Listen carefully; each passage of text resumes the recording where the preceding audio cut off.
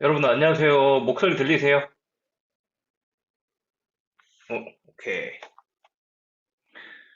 어, 공지한 대로 오늘 1시부터 3시까지 그 한예종 1차 시험 2011년부터 2015년까지 오늘 각자 어떻게 접근해야 되는지, 문제를 어떻게 해석을 해야 되는지, 문제를 어떻게 공략해야 되는지 얘기를 해보고 간단하게 뭐 예종에서 여러분한테 원하는 그런 뭐 자질이라든가 그런 어떤 생각을 하는 학생들을 원하는지 간단하게 소개하고 그 분석을 하고 뭐 제가 생각했던 어떤 그 한예종이라는 학교에 그 좋았던 점, 내가 이 학교를 나와서 참 좋았다 하는 거 얘기를 하고 질의응답 조금 하고 그렇게 해서 3시까지 진행을 한번 해볼까 생각합니다.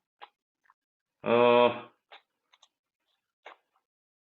이렇게 저기 뭐야 중간중간에 의견이 있거나 아니면은 궁금한 게 있으면은 편하게 채팅으로 주세요. 여러분 뭐 서로 뭐 저기 민망할 텐데 카메라 켜라, 뭐 마이크 켜라 그런 얘기 안 할 테니까.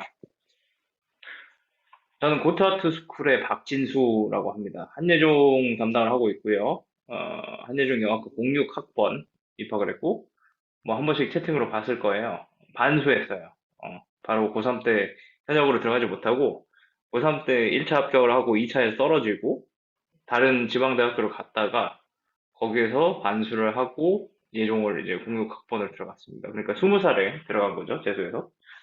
그때 나랑 이제 동갑이었던, 그러니까 우리 86 라인으로 이렇게 3명, 저 포함해서 3명 있었는데 그때 같이 들어간 친구가 여러분 이제 잘 알고 있는 뭐 정민이랑 그다음에 조현철이라고 비교적 뭐 정민보다 늦게 데뷔했죠. 그 저기 뭐야 DP라는 시리즈로 최근에 좀 핫해져가지고 이제 연락도 안 받고 하는데 아무튼 그 친구들이랑 같이 학교를 다녔어요. 공육학번으로.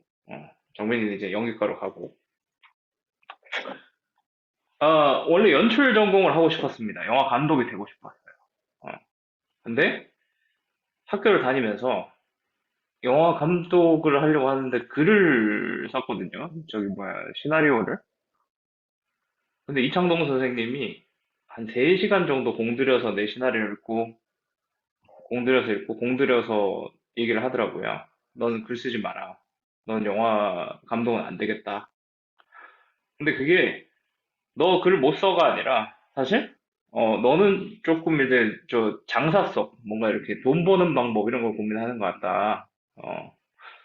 생각해 보니까 영화 감독은 다들 하고 싶어 해요.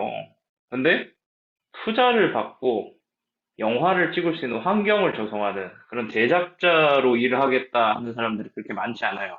기획 전공이라고도 하는데 저 학교 다닐 때는 이제 세부 전공이 나뉘어져 있어가지고 졸업할 때 이제 졸업장 옆에 무슨 전공이다 하는 게 있었거든요. 그래서 일단 뭐 연출 전공으로 졸업하긴 했는데 공부했던 루트는 이제 기획으로 공부를 해서 음, 감독 데뷔를 준비하지 않았어요. 어, 졸업하자마자 그 제 프로필 보면 아시겠지만 그 한예종의 입학관리과에서 교직원으로 일을 하고 그 후배들 그러니까 이제 한 2년 동안 그 한예종 들어오는 거 그 입학 진행을 했고요.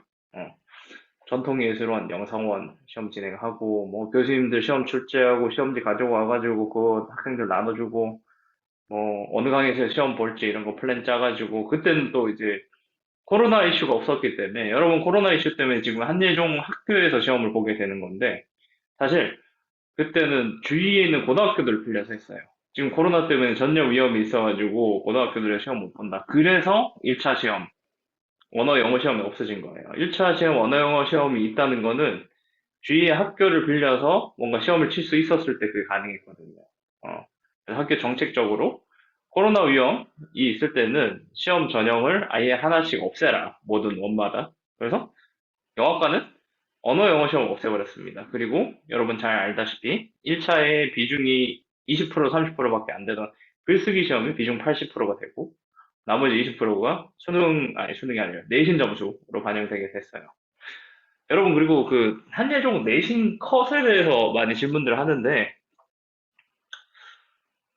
사실 20%라는 비중이 굉장히 적은 비중이거든요. 어. 그리고 검정고시 졸업자 혹은 25살 이상 되는 사람들은 내신이 없잖아요. 그러니까 1차 시험 글쓰기에 곱하기 0.9를 해가지고 내신 성적 산출을 해요. 그러니까 오히려 그런 사람들은 더 글을 잘 쓰게 되면은 내신 성적을 그만큼 커버할 수 있는 거죠. 기회죠. 어떻게 보면은. 어. 그래서 내신 성적이 내가 뭐 낮아가지고 한예종 못 갈 것 같다. 그런 걱정 안 해도 돼요. 근데 그거는 확실히 얘기를 해드리고 싶은 게 내신 성적이 설령 낮았다고 해도 그런 분들이 공부를 못하냐? 아니에요. 공부 굉장히 잘했던 사람들. 제 동기들만 해도, 제 기억에 뭔가 학교 성적은 낮을지언정 공부는 열심히 했던 사람들이에요. 뭐, 예를 들어서 영화 얘기를 하거나 철학에 대한 얘기를 하거나 아니면 뭐, 무슨 이론에 대해서 얘기를 할 때 서로 의견을 피력하고 뭔가 조리 있게 얘기하고 그리고 영화도 많이 봤고, 어떻게 보면 제가 입학할 때 제가 영화를 제일 많이 안 봤어요. 어, 남들 막, 뭐, 구스반산트, 막, 코인 형제 이런 거 얘기할 때, 나 혼자 막, 마이클 베이 감독이 얼마나 좋은 감독인지 아냐, 뭐 이런 식으로 얘기를 했었으니까, 어. 여러분도 내신 성적에 대한 스트레스를 안 받아도 괜찮습니다. 근데, 그렇다고 해서, 허당들은 아니다. 절대로. 어. 뭐, 예술의 천재들이 모인다라고 하는데, 그거는 확실히 아니에요. 왜냐면 내가 합격을 했기 때문에. 천재들은 아니다. 졸업을 하고 입학관리과 일하고 입학관리과를 2년 정도 일하고 그다음에 영화사에 들어갔습니다. 제작 쪽 일을 하려고. 그래서 이제 기획 PD로 상업 영화에서 뭐 조명부 뭐 이런 일을 알바로 몇 번 하기는 했는데 사실 쉬워요. 알바로 내가 조명부 막내로 들어가겠다, 뭐 제작부 막내로 들어가겠다, 연출부 막내로 들어가겠다. 사실 제가 처음에 일을 시작했을 때는 표준 근로 계약이라는 법적으로 한 달에 얼마큼 줘야 된다. 촬영 시간이 10시간 이상 넘어가면 오버차지, 더 그 시급이 1.5배로 더 늘어난다. 이런 조항들이 없었기 때문에 생긴 지 얼마 안 됐거든요. 어. 그게 없었기 때문에 뭐 페이도 그렇게 많지 않았고 그리고 너무나도 고생을 많이 하기 때문에 안 하려고 그래요 사람들이. 중간에 도망가기도 하고. 어. 그리고 제가 학교 다닐 때 마침 전문사 석사 과정에 있었던 게 이제 나홍진 감독이었는데 그런 사람들이랑 같이 일하는 게 정말 불쾌하거든요. 나홍진 감독 무서워가지고. 어. 그래서 여러분이 물어보는 것 중에 뭐 영화과를 나와야지 영화를 할 수 있나요?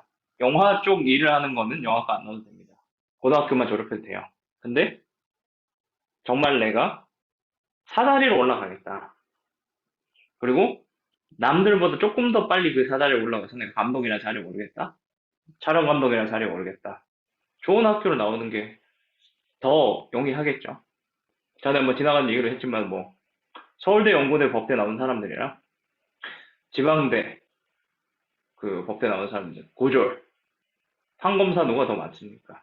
어, 그렇게 생각했을 때 사실 좋은 학교를 가는 게 그만큼 학연도 굉장히 중요하고 그다음에 제가 취업을 하면서 그 뒤에 이제 영화사에 들어갔을 때 기획 PD로 들어갔어요. 근데 난 제작 부장, 제작 실장, 라인 PD 이런 단계로 올라가지 않고 바로 기획 PD로 올라갔단 말이에요. 뭘 보고 그렇게 시켰냐 나한테. 뭘 보고 그런 헤드급의 자리를 줬냐. 예종이라는 학교 졸업했기 때문에. 음. 단편 영화 뭐 세어보진 않았어요. 1년에 못해도 한 10개 정도 참여를 했으니까. 어, 그런 경력 그런 게 있기 때문에 사실 1차 서류 통과는 됐던 것 같아요. 항상 취업을 하면서. 근데 그 영화사에서 한 1년 정도 일하고 영화가 안 됐어요. 여러분 시험이 힘들다고 생각하는데 사실 영화가 투자를 받는 게 훨씬 더 어렵거든요. 그래서 영화가 안 됐고 그 회사를 정리하고 바로 또 다음 회사에 취업을 했습니다. VFX 회사. 비주얼 이펙트를 줄여서 VFX라고 하는데 VFX 회사에 들어가서 저는 이제 콘텐츠 기획 PD를 했어요. 또 뭐냐? 뭐 VR 놀이기구 만들고 영화 CG하고 이러는 회사였는데 애니메이션을 자체적으로 만들겠다 대표가. 그래서 그거를 해외에 있는 필름 마켓에서 발표를 해서 투자를 좀 받아내라. 그래서 이제 학교에서 배운 그런 서사를 사람들한테 소개하는 방법 그리고 이 작품은 어떤 점에서 어필이 됩니다. 이제 뭐 LA 가서, 싱가포르 가서, 상해 가서, 부산 가서, 또 어디 갔더라? 어, 뭐 굉장히 많이 다녔어요. 그때 뭐 여권이 빈칸이 모자랄 정도로 왔다 갔다 했으니까. 음. 그래서 뭐 결국에는 이제 뭐 알리바바 쪽에서 한 200억 원 정도 투자를 하겠다. 그러고는 또 그 회사를 정리하고 나왔습니다. 정리하고 나와서 애니메이션 쪽에 한 1년 정도 또 일을 했어요. 애니메이션을 또 저기 뭐야 투자를 위해서 발표하고 그래서 지금 저 EBS에서 저 잠깐 시즌 1 방영을 했는데 히어로 서클이라는 그 애니메이션 투자 진행을 하기도 하고 그러니까 제작자라는 직종은 사실 영화 찍을 때는 뭔가 하는 것처럼 보이지 않아요. 맨날 술만 먹고 뭐 감독들한테 와가지고 잘하고 있냐 뭐 사람들 괴롭히고 갑질하고 약간 좀 이런 느낌인데 사실 그 사람들이 영화를 찍을 수 있게 작품을 할 수 있게 이야기를 만드는 거를 자유롭게 할 수 있게 자리를 만들어주는 게 제작자의 일이거든요. 음. 그리고 거기에 핵심은 투자를 받아내는 거겠죠. 어. 그러다가 아예 내가 저기 뭐야 결혼도 하고 그래서 이제 돈을 벌어야겠다. 그래서 그 여러분도 알지 모르겠지만 신사역에 있는 대형 학원에 부원장으로 들어갔습니다. 그렇게 해서 3년 동안 여러분 저 학생들 지도를 하고 작년에 이제 예종 최종 합격을 했던 친구들이 뭐 한 7명 정도 되는 것 같아요. 뭐 그것도 그렇게 막 세고 막 걔네들 막 이름 정리해가지고 내가 얘네들 보냈어 이러진 않았기 때문에 그래서 학교를 가면은 항상 뭐 선생님 하면서 뛰어와요. 어. 나도 지금 저기 전문사 과정을 들어갔거든요. 학교 그 영화과 교수님 중에 이승무 선생님이라고 이승무 선생님이 나를 꼬셔가지고 이제 대학원 꼬임을 당했는데 그래서 대학원 수업을 들으면서 이제 프로젝트를 진행하고 있는데 그래서 학교 나갈 때마다 친구들이 선생님 이러면서 뛰어오는데 제발 학교에서 선생님이라 부르지 말라고 어, 그러거든요. 어, 그래서 모르겠습니다. 케바케라고 하죠. 사람마다 다 다르다. 사실 갈 놈 간다. 근데 학원이 그렇게 도움이 안 된다. 맞는 얘기일 수도 있어요. 하지만 적어도 저는 이런 친구들이 가더라. 이런 글들이 가더라. 이런 글을 쓰는 사람들이 합격을 하더라라는 게 어느 정도 이제 데이터적으로 쌓이긴 했어요. 제가 합격을 하기도 했고. 어, 그래서 그거를 좀 여러분이랑 짧은 시간이지만 공유를 하려고 합니다. 그 전에 좀 약간 물어보고 싶은 게 있어요. 여러분 지금 다 예종 원서를 썼거나 아니면 예종 원서를 쓰고자 하는 사람들일 거예요. 1차 시험 기출 문제 혹시 풀어보셨습니까?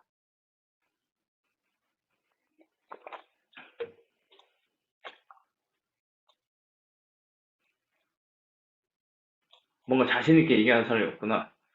기출 문제를 아예 안 본 사람 있어요? 하기사 숙제 안 했다고 내가 숙제 안 했습니다라고 먼저 자백하는 사람들 잘 없겠죠. 근데 어, 나한테 뭔가 미안할 필요는 없어요. 여러분이 시험을 준비하고 있다면 내 생각에는 응당 적어도 시험 한 3개월 전에는 이미 이 기출 문제들을 다 보고 파악을 했었어야 됐다. 어, 그렇다고 지금 늦냐? 아니요. 지금이라도 빡세게 준비를 한번 해보세요. 어, 그래서 여러분한테 가이드를 좀 드리고자 수업을 준비를 한 겁니다. 그리고 내일은 또 2016년부터 2020년까지 시험 문제를 가지고서 얘기를 조금 더 해볼 거예요. 가능하면 2021년, 2021학년도 문제까지 한번 보도록 할게요.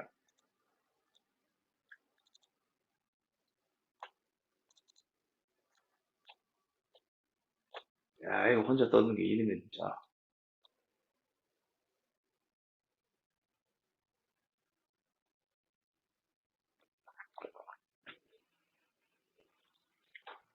자, 슬라이드 잘 보이시죠? 제 목소리가 안 들리거나 아니면 뭐 슬라이드가 안 보인다. 그러면 중간중간에 채팅을 해주세요.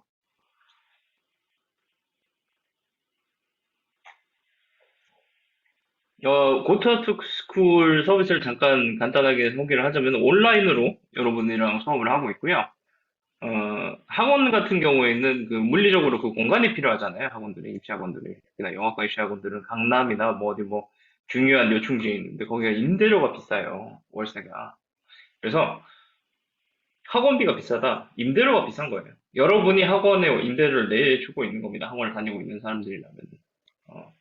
근데 저희는 온라인으로 하다 보니까 그 임대료 부분이 조금 절감이 되고, 그리고 아무래도 조금 더 학생 관리를 가까이 할 수 있어요. 그래서 우리가 1대1 수업을 굉장히 많이 제공하고 있는데, 뭐, 시간은 그렇게 많지 않습니다. 학원은 뭐 하루에 6시간 수업을 하잖아요. 근데 2시간 수업해서 이렇게 6시간씩 수업을 하는데, 2시간 동안 수업을 만약에 뭐 6명에서 듣는다. 그럼 나한테 돌아오는 피드백 시간은 20분 정도. 길어야 20분 정도겠죠. 쉬는 시간, 뭐, 미기적거리다 느려지는 시간 이런 것까지 생각하면 뭐 20분도 채 안 되겠는데, 1대1 수업을 하게 되면 1시간을 온전하게 여러분한테 쏟는 거예요. 피드백 하는데, 여러분 의견을 같이 공유하는데, 그래서, 기본적으로 일주일에 1시간 1회 수업을 하긴 하는데, 그게 부족하다라고 느껴지면 추가 수업을 더 해도 됩니다. 그래서 학원비보다 조금 더 싸면서도 뭔가 관리를 더 해줄 수 있는 그런 플랫폼을 만들어 보자 해서 만든 게 부타 투스쿨이에요. 네.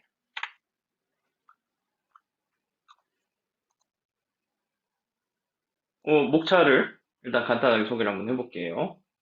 시험 어떻게 진행되느냐 한번 짚어볼 거고요.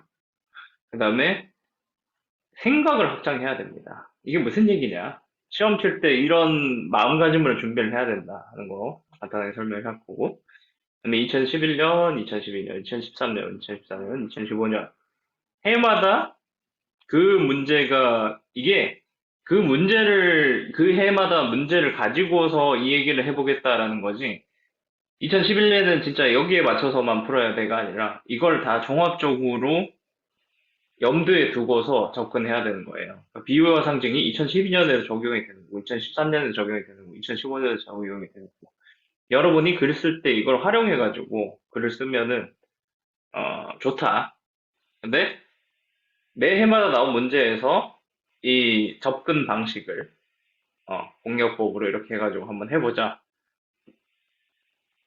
라는 의도에서 뭐 2011년은 비유와 상식, 2012년은 1, 2번 문제 이걸 통합해서 어떻게 대합해야 되는지, 어떻게 접근해야 되는지, 13년은 이 정해진 틀 밖에서 생각하는 방법, 그리고 14년은 경험적인 글쓰기 활용하는 방법, 15년은 남들과 다른 답 찾기. 한번 보죠. 우선 한예종 시험 어떻게 진행이 되느냐. 어, 모 호텔에서, 정암동에 있는 모 호텔에서 7층 한 층을 전체를 다 빌려요, 일주일 동안. 영어과 교수님들만 들어가면 아니죠. 한예종 1차 시험을 보는 모든 학과 교수님들이 거기에서 이제 숙소를 다 잡고 핸드폰 뺏기고 노트북 뺏기고 그 저기 뭐야 이 타이핑할 수 있는 인터넷 안 되는 노트북만 하나 줍니다. 그러면서 그 시험 자료를 줘요. 책을 막 몇백 권을 드리는데 제가 한 2년 일하면서 그 책을 꺼내서 읽어본 사람이 한 번도 없었어요. 어, 교수님들. 그러니까 그 책은 사실 그 책 목록을 이렇게 보내주시는데 그거 안 읽으시는 것 같아. 그리고 어, 그 호텔 방에서 아침에 가장 많이 나오는 건 빈 소주병, 술만 있으세요. 그러니까 회의하면서 술을 드시는 것 같아요. 그리고 또 영화하는 사람들 술을 또 워낙 좋아하시니까. 그래서 뭐 문제가 있는 것 같진 않아요. 문제가 저기 뭐야 있었으면 뭐 시험이 사고가 한번 났겠죠. 근데 사고가 안 나는 거 보면은 술 드시면서도 이렇게 뭔가 잘 하시는 것 같아요. 그리고 지난 한 4년 동안 그 해에 이슈가 됐던 그 해에 어떤 화두가 됐던 그 해를 대표하는 어떤 해프닝 시의성 있는 문제가 나왔습니다. 말인즉슨 올해도 시의성 있는 문제가 나오지 않을까라고 예상을 해봅니다. 높은 확률로 올해의 키워드, 올해에 뭔가 이슈가 됐던 그런 게 시험 문제로 활용되지 않을까라고 예상을 하고 있어요. 여러분 그 1차 시험 날 어제 그 1차 시험 그 일정이 공개됐죠? 27일 날. 뭐 며칠부터 며칠까지가 1차 시험 기간이다 하는 게 뭐냐 하면은 한예종 전체 1차 시험을 얘기하는 거예요. 그중에서 영화과는 27일 날 시험을 봅니다. 라고 발표가 된 거죠. 오후 3시. 오후 3시까지 입장을 해야 됩니다. 오후 3시부터 시작이 되는 게 아니고, 들어가서 이제 30분 정도 있다가 시험을 시작하는데 신분증 확인하고 뭐 해야 되죠. 그 3시 전에 들어가야 돼요, 여러분. 그리고, 정문까지 차를 타고 갈 수 있고, 어, 그 건물 안에까지 차를 못 들고 들어가요. 1,500명이 시험 보는데 그 차들 다 어떡할 거야. 주차할 데도 없어요. 그러니까 적어도 1시간 전에 도착을 한다고 생각을 하고 1시간 전에 도착해서 저 뭐예요? 걸으세요. 걸으면서 생각하세요. 어떻게 글을 정리를 한번 해볼까? 오늘 뭐 내가 어떤 그 경험을 소환을 해볼까? 혼자서 생각을 하시고 고사장을 반드시 확인해야 됩니다. 한예종이라는 학교가 굉장히 위치가 더러워요. 중간에 더럽다 그러기 이상하다. 위치가 좀 애매해요. 중간에 왕릉이 하나 있어가지고, 예종. 아, 예종이 아니구나. 누구 왕이지? 내가 4년을 학교를 다녔는데 거기 들어가 보지를 못했어. 아무튼 왕릉이 하나 있습니다. 어른이. 거기에 중간에 두고서 이쪽에 캠퍼스가 있고 또 이쪽에 캠퍼스가 있어요. 내 머리가 어른이다 그러면은 이렇게 있어요. 그래가지고 이쪽으로 가야 되나 이쪽으로 가야 되나 반드시 확인을 하셔야 됩니다. 왜냐하면은 으릉으로 이렇게 들어갔다가 갈림길이 나오거든요. 근데 여기 예종 있고 여기 예종 있고 잘못 갔다가 헷갈리면 여러분 멘탈 터져요. 어, 뛰어가도 한 15분 정도 걸립니다. 이 캠퍼스에서 이 캠퍼스로 넘어가려면은 학교가 넓은 게 아니라 학교가 그렇게 이상하게 돼 있어요. 그리고 답안지가 어떤 형태로 되어 있냐 얘기할 거고 연습지라는 게 있습니다. 한번 볼게요. 우선 구글 지도에서 한번 찾아봤어요. 여기가 을릉이라는 왕릉입니다. 여러분이 만약에 신의문역에서 내려서 1호선 신의문역에서 내려서 들어간다. 그리고 차를 타고 들어간다. 그러면 이 입구로 들어갈 확률이 매우 높아요. 차로 접근할 수 있는 게 후문, 쪽문이라 그러는데 여기 뒤에 그 돌고 지역에서 연결되는 돌고 지역에서 걸어온다 그러면 가장 최적인 그런 그 경로가 여기 뒤에 있는데 그 뒤로 가지 않는 이상 차를 타고 오거나 아니면 초행길이라 뭐 네이버 지도로 따라간다 그러면은 여기로 갈 확률이 더 높아요. 자, 이 을흥을 통해서 들어가면은 여기 이 갈림길에 이렇게 네모난 그 쇠판대기가 있습니다. 커다란 쇠판대기가 거기에 전통예술원, 미술원 왼쪽으로 되어 있고 본부동, 영상원, 연극원 오른쪽으로 되어 있습니다. 여기서 내 수험번호에 맞춰가지고 좌우를 확인하는 방법도 있어요. 몇 번부터 몇 번까지는 왼쪽으로 가세요. 몇 번부터 몇 번까지는 이쪽으로 가세요. 뒤에 네 자릿수 번호를 보고 확인하는 거예요. 어. 여기가 이제 뭐 전통예술원, 여기가 연극원, 그리고 갤러리, 극장, 영상원 이렇게 되어 있습니다. 헷갈리는 게 여기도 약간 미술원이 있고 여기도 약간 미술원이 있어요. 그래서 반드시 지도 확인 잘 하시고 가셔야 됩니다. 그리고 아까 말했던 돌고 지역에서 들어가는 방법은 여기 뒤에 쪽문이 이렇게 조그맣게 하나 있어요. 어, 차를 타고 본부 쪽으로 접근한다. 그러면은 차를 타고 이렇게 웅 들어가다가 여기 정문이 있거든요. 여기에. 이 정문에서 아저씨들이 가라 그럴 거예요. 어, 여기 못 들어가신다고. 어, 그래서 보통 여기 이렇게 조그마한 공간인데 실제로 꽤 넓어요. 그 을은 주차장입니다. 거기에 그 부모님이 차 세우고 기다리고 하시고 그러더라고요. 근데 1,500명이면은 아마 주차는 거의 뭐 안 된다. 그리고 주차 학교에서 책임지지 않는다. 어, 마우스가 안 보이는구나. 어, 네, 다시 간단하게 설명할게요. 그림 그리 쉽지 않나? 이거 그림 그리는 게 어디 있지?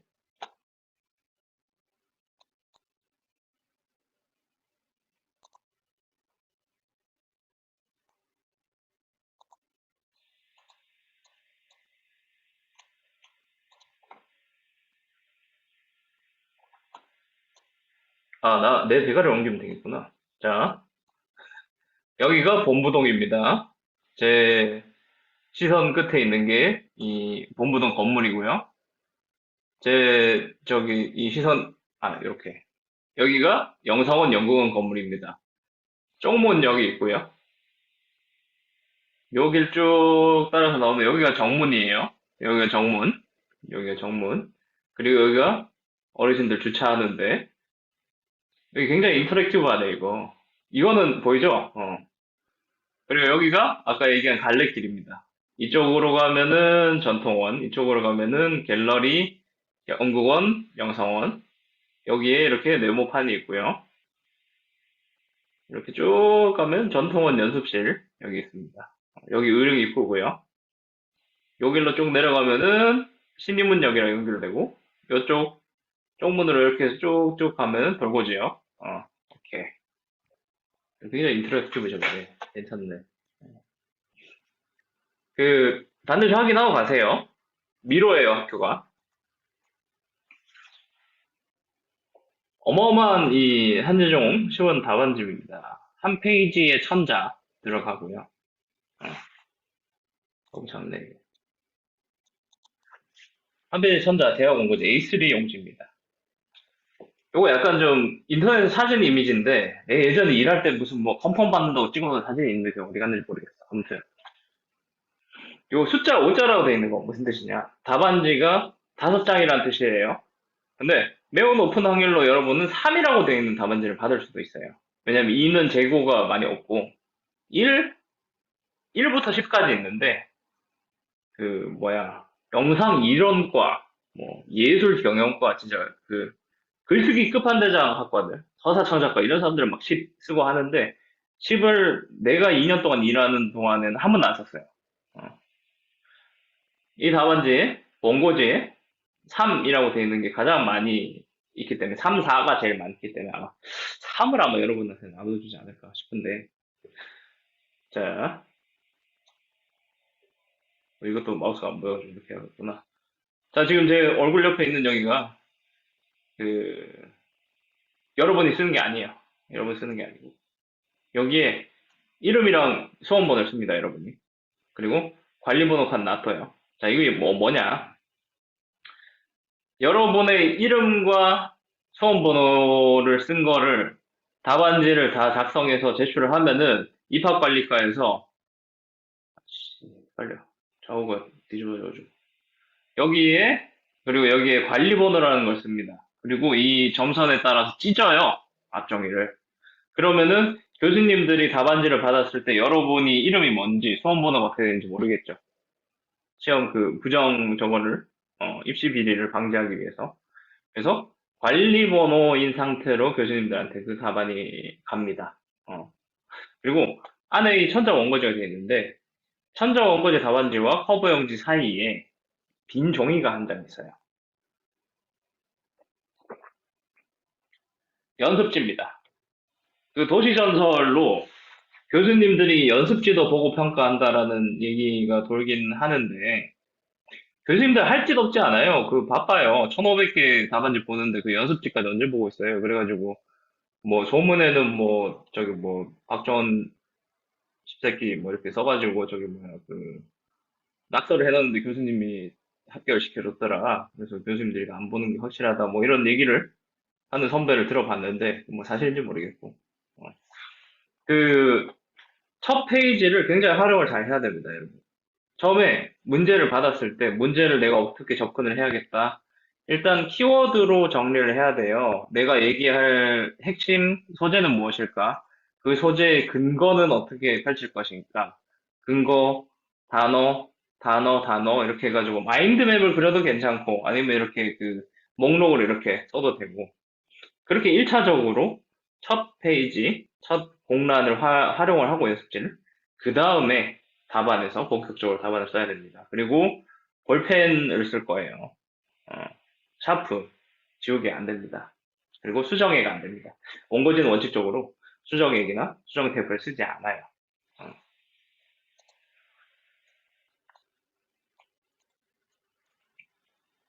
자, 우선 문제가 제일 먼저 주어지면은 문제에서 요구하는 그 답을 고민을 일단 해야겠죠. 어떤 답을 써야 될까? 자, 여기서 도대체 교수님들 어떤 의도로 이런 문제를 냈을까? 우리한테 어떤 답을, 우리가 어떤 생각을 하기를 원할까? 이 양반들이 이 문제를 낼 때 무슨 생각을 했을까? 그거를 우선 고민해 봐야 됩니다. 의도가 무엇일까? 어, 그리고 남들이 쓸 만한 답안은 피하셔야 돼요. 무슨 말이냐? 일단 내가 답안, 저 문제를 받았을 때 제일 먼저 떠오르는 거 있죠. 제일 먼저 딱 생각했을 때, 아, 이렇게 하면 되겠네. 1차적으로 떠오르는 거. 그거 적으세요. 거기서 한 단계 더 들어가야 됩니다.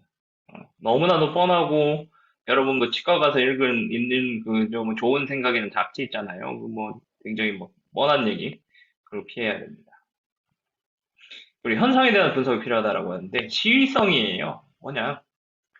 현재 화두가 되는, 그 시점에서 화두가 되는 이슈가 어떤 이슈들이 있을까를 여러분이 관심을 갖고 공부를 해야 됩니다. 자, 이거 공부하는 법은 뭐예요? 뉴스 보는 거예요. 근데 그 중에서도 뭐 주식 얘기가 시험에 나올까? 안 나오죠. 문화예술계에 관련된 화두를 여러분이 이슈를 찾아보면 됩니다. 어. 그리고 그 이슈에서 파생되는 질문. 그러니까 아까 얘기한 것처럼 그 이슈 자체에 대한 질문이 아니라 그 이슈 자체를 가지고서 활용한 질문이 나올 확률이 매우 높아요. 작년의 시험 문제는 코로나라는 화두로 시작된 문제입니다. 작년 시험 문제 보신 분들은 기억하겠지만 코로나 시대에 새로운 여행의 형태인 무착륙 여행이라는 새로운 그 무착륙 여행 아이템이 상품이 나왔다. 여러분 구매할 것인가 말 것인가라는 문제가 나왔죠. 그러니까 코로나 문제예요. 코로나 문제에서 파생된 한 단계 더 들어가서 요구하는 그런 문제가 나오니까 문제에 맞게 우리 답안도 현상 자체에 의해서 한 단계 더 들어가서 그걸 활용해서 나만 할 수 있는, 나기 때문에 할 수 있는 얘기, 그런 얘기로 답안을 작성해야 되는 거죠. 그리고 사실 주장을 하고 그 주장에 대한 뒷받침을 해봐라 라고 문제가 났을 때는 사실 주장보다 더 중요한 거는 그 주장이 타당하게 만드는 이유, 근거를 내는 거예요. 그래서 주장이 굉장히 특별하다, 눈에 띈다. 어, 그걸로 여러분이 어필할 생각을 하지 않았으면 좋겠습니다. 주장보다는 그 주장을 끌어내게 된 어떤 나의 근거, 나의 이유, 나만의 이유, 그런 게 눈에 띄어야 돼요. 거기에서 재미가 있어야 돼요. 어. 그리고 문제 1번, 2번의 상관관계 중요합니다. 자, 뭐냐, 무슨 소리냐. 간혹 문제가 1번, 2번 나뉘는 경우가 있습니다. 근데 1번에서 나는 이 이슈에 대해서 찬성했는데 2번에서 그걸 확장해 생각해 보니까 찬성받지는 않아 생각해 보니까 그러면 망하는 거예요. 1, 2번이 연결돼야 됩니다. 그러니까 문제 1번, 2번이라 생각하지 마시고 문제 1-1번, 1-2번이라고 생각하고 접근을 하는 게 더 좋아요.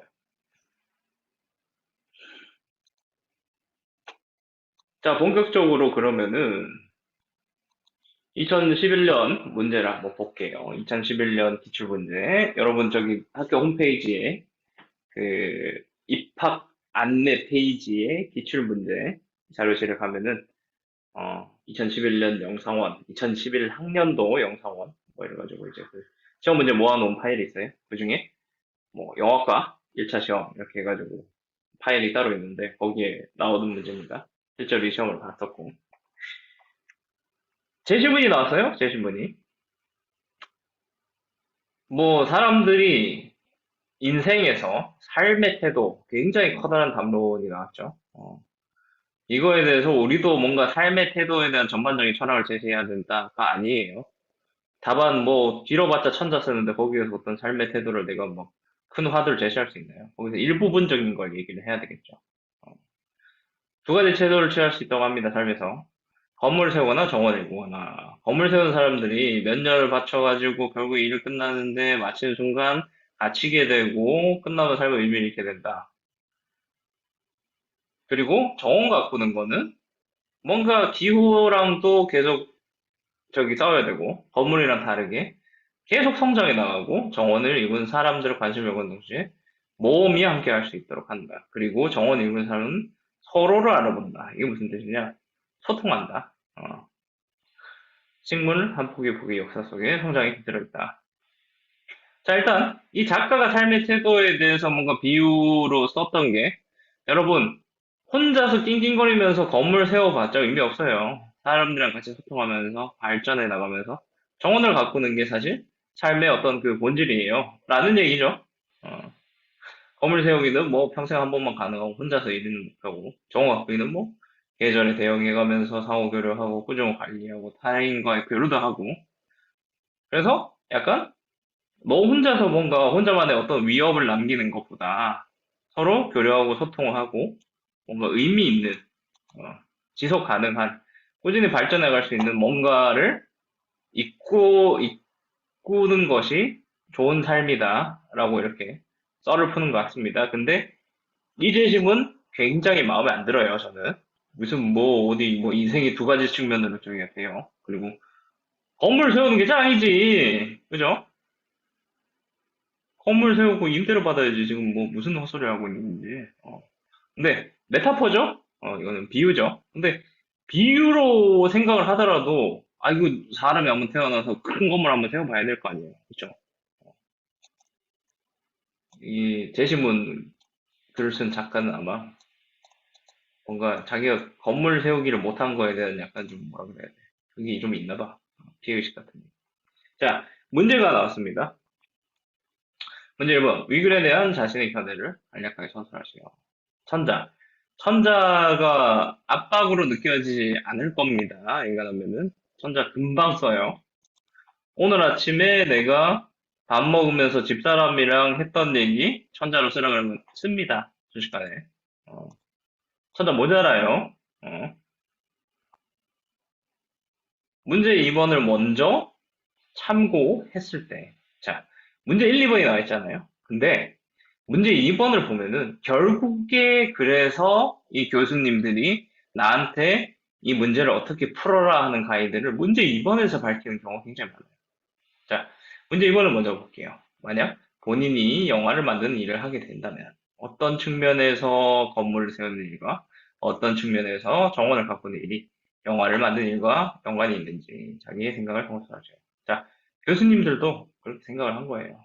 사실 영화를 만드는 일은 건물 세우는 것도 필요하고 정원 가꾸는 일도 필요해. 라고 교수님들도 사실 이거 뭐 작가가 얘기하는 것처럼 뭐 정원만 가꿔야 된다 아닌 거죠. 건물 세우기도 중요하다라는 거죠. 비중이 있다, 필요하다.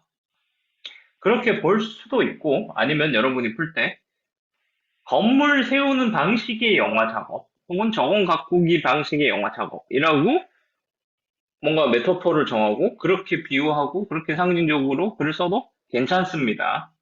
근데 여기서 보면은 약간 이 견해를 쓰기가 조금 편한 게 사실 건물 세우기가 정원 가꾸기 둘 다 필요하다라는 의도가 어느 정도 드러나는 거죠, 이번에는. 그래서 뭔가 여기에 갖다 붙일 수 있는 어떤 대조를 할 대상을 여러분이 좀 재미있게 한번 찾아봐야 됩니다. 예를 들자면 이건 이제 수업하다가 예전에 나온 건데 건물 세우기는 자본주의래요. 자기가 돈 열심히 벌어가지고 자기 건물 세우는 겁니다. 근데 정원가꾸기는 사회주의라 그랬어요. 근데 난 약간 좀 사회주의까지는 아니고 뭔가 이렇게 복지적인 차원, 뭔가 이렇게 그 부를 나누고 좀 그런 느낌으로 이렇게 한다면은 뭔가 건물 세우기와 정원가꾸기 비유와 상징이 좀 들어맞지 않을까? 재밌다라고 한 적이 있어요. 둘 중 하나의 분량이 너무 과하지 않도록 주의를 해야 됩니다. 예를 들어서 이렇게 두 개를 가져와서 분석하는 거다 그러면은 50대 50의 비율로 생각해서 쓰는 게 중요하고요. 자, 1번에 어떤 내가 했던 그, 말하고자 했던 그 의도를 버리지 말고 그 의도를 살려서 2번을 답해야 되는 거예요. 자, 2번. 어떤 연관이 있는지. 뭐 영화 제작 전반에서 어떤 거는 건물 세우기다, 어떤 거는 정원 가꾸기다. 뭐 예를 들어서 건물 세우기는 촬영하는 과정이 건물 세우기예요. 건물 세우면 수정할 수 없죠. 촬영하게 되면 물론 뭐 재촬영, 보충 촬영 이런 게 있을 수도 있겠지만 그거를 내가 어떻게 바꿀 수는 없죠. 근데 후반 작업은 충분히 내가 바꿀 수 있습니다. 그쵸? 그게 비유를 해서 건물 세우기는 본 촬영이고 정원 가꾸기는 후반 작업이다라고 얘기를 한 친구도 있고요. 다른 의견도 있을 수 있겠죠. 아무튼 1번에서 내가 만약에 정원 가꾸기도 살면서 필요하다 사실. 근데 건물 세우기도 나는 필요하다고 봐. 라는 어떤 기조로 1번을 썼다면 2번에서도 영화를 만드는 작업이 사실 건물 세우기도 필요하고 정원 가꾸는 것도 필요해. 라는 기조를 충분히 살려가지고 2번을 답을 해야겠죠. 어, 여기서도 너무 한쪽으로 치우쳐지지 않게 글을 써야 될 것 같습니다. 근데 2011년 문제가 다시 나올 리는 없겠죠. 어, 그리고 2011년 문제 내가 두 번째로 싫어하는 문제예요. 어, 첫 번째로 싫어하는 문제가 그 천년의 섬이라는 그 소설인데 그거 소설 가지고서 나온 문제인데 그게 그 다음 해 2012년 문제입니다. 자, 2012년 거까지 얘기하고 한 10분 쉴게요. 이게 오늘 결혼식이 있어가지고 안 매던 넥타이를 매다 보니까 숨을 못 쉬겠어요. 천년의 섬. 천년의 섬이라는 짤막한 단편 소설이 나왔습니다.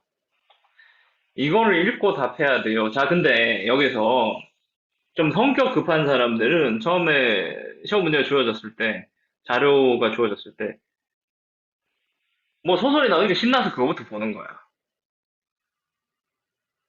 근데 고3 학생들은 오히려 이게 훈련이 돼 있는 게 문제를 먼저 보고 제시문을 보죠. 그렇게 접근을 해야 돼요. 예정 문제로. 문제를 먼저 갈게요.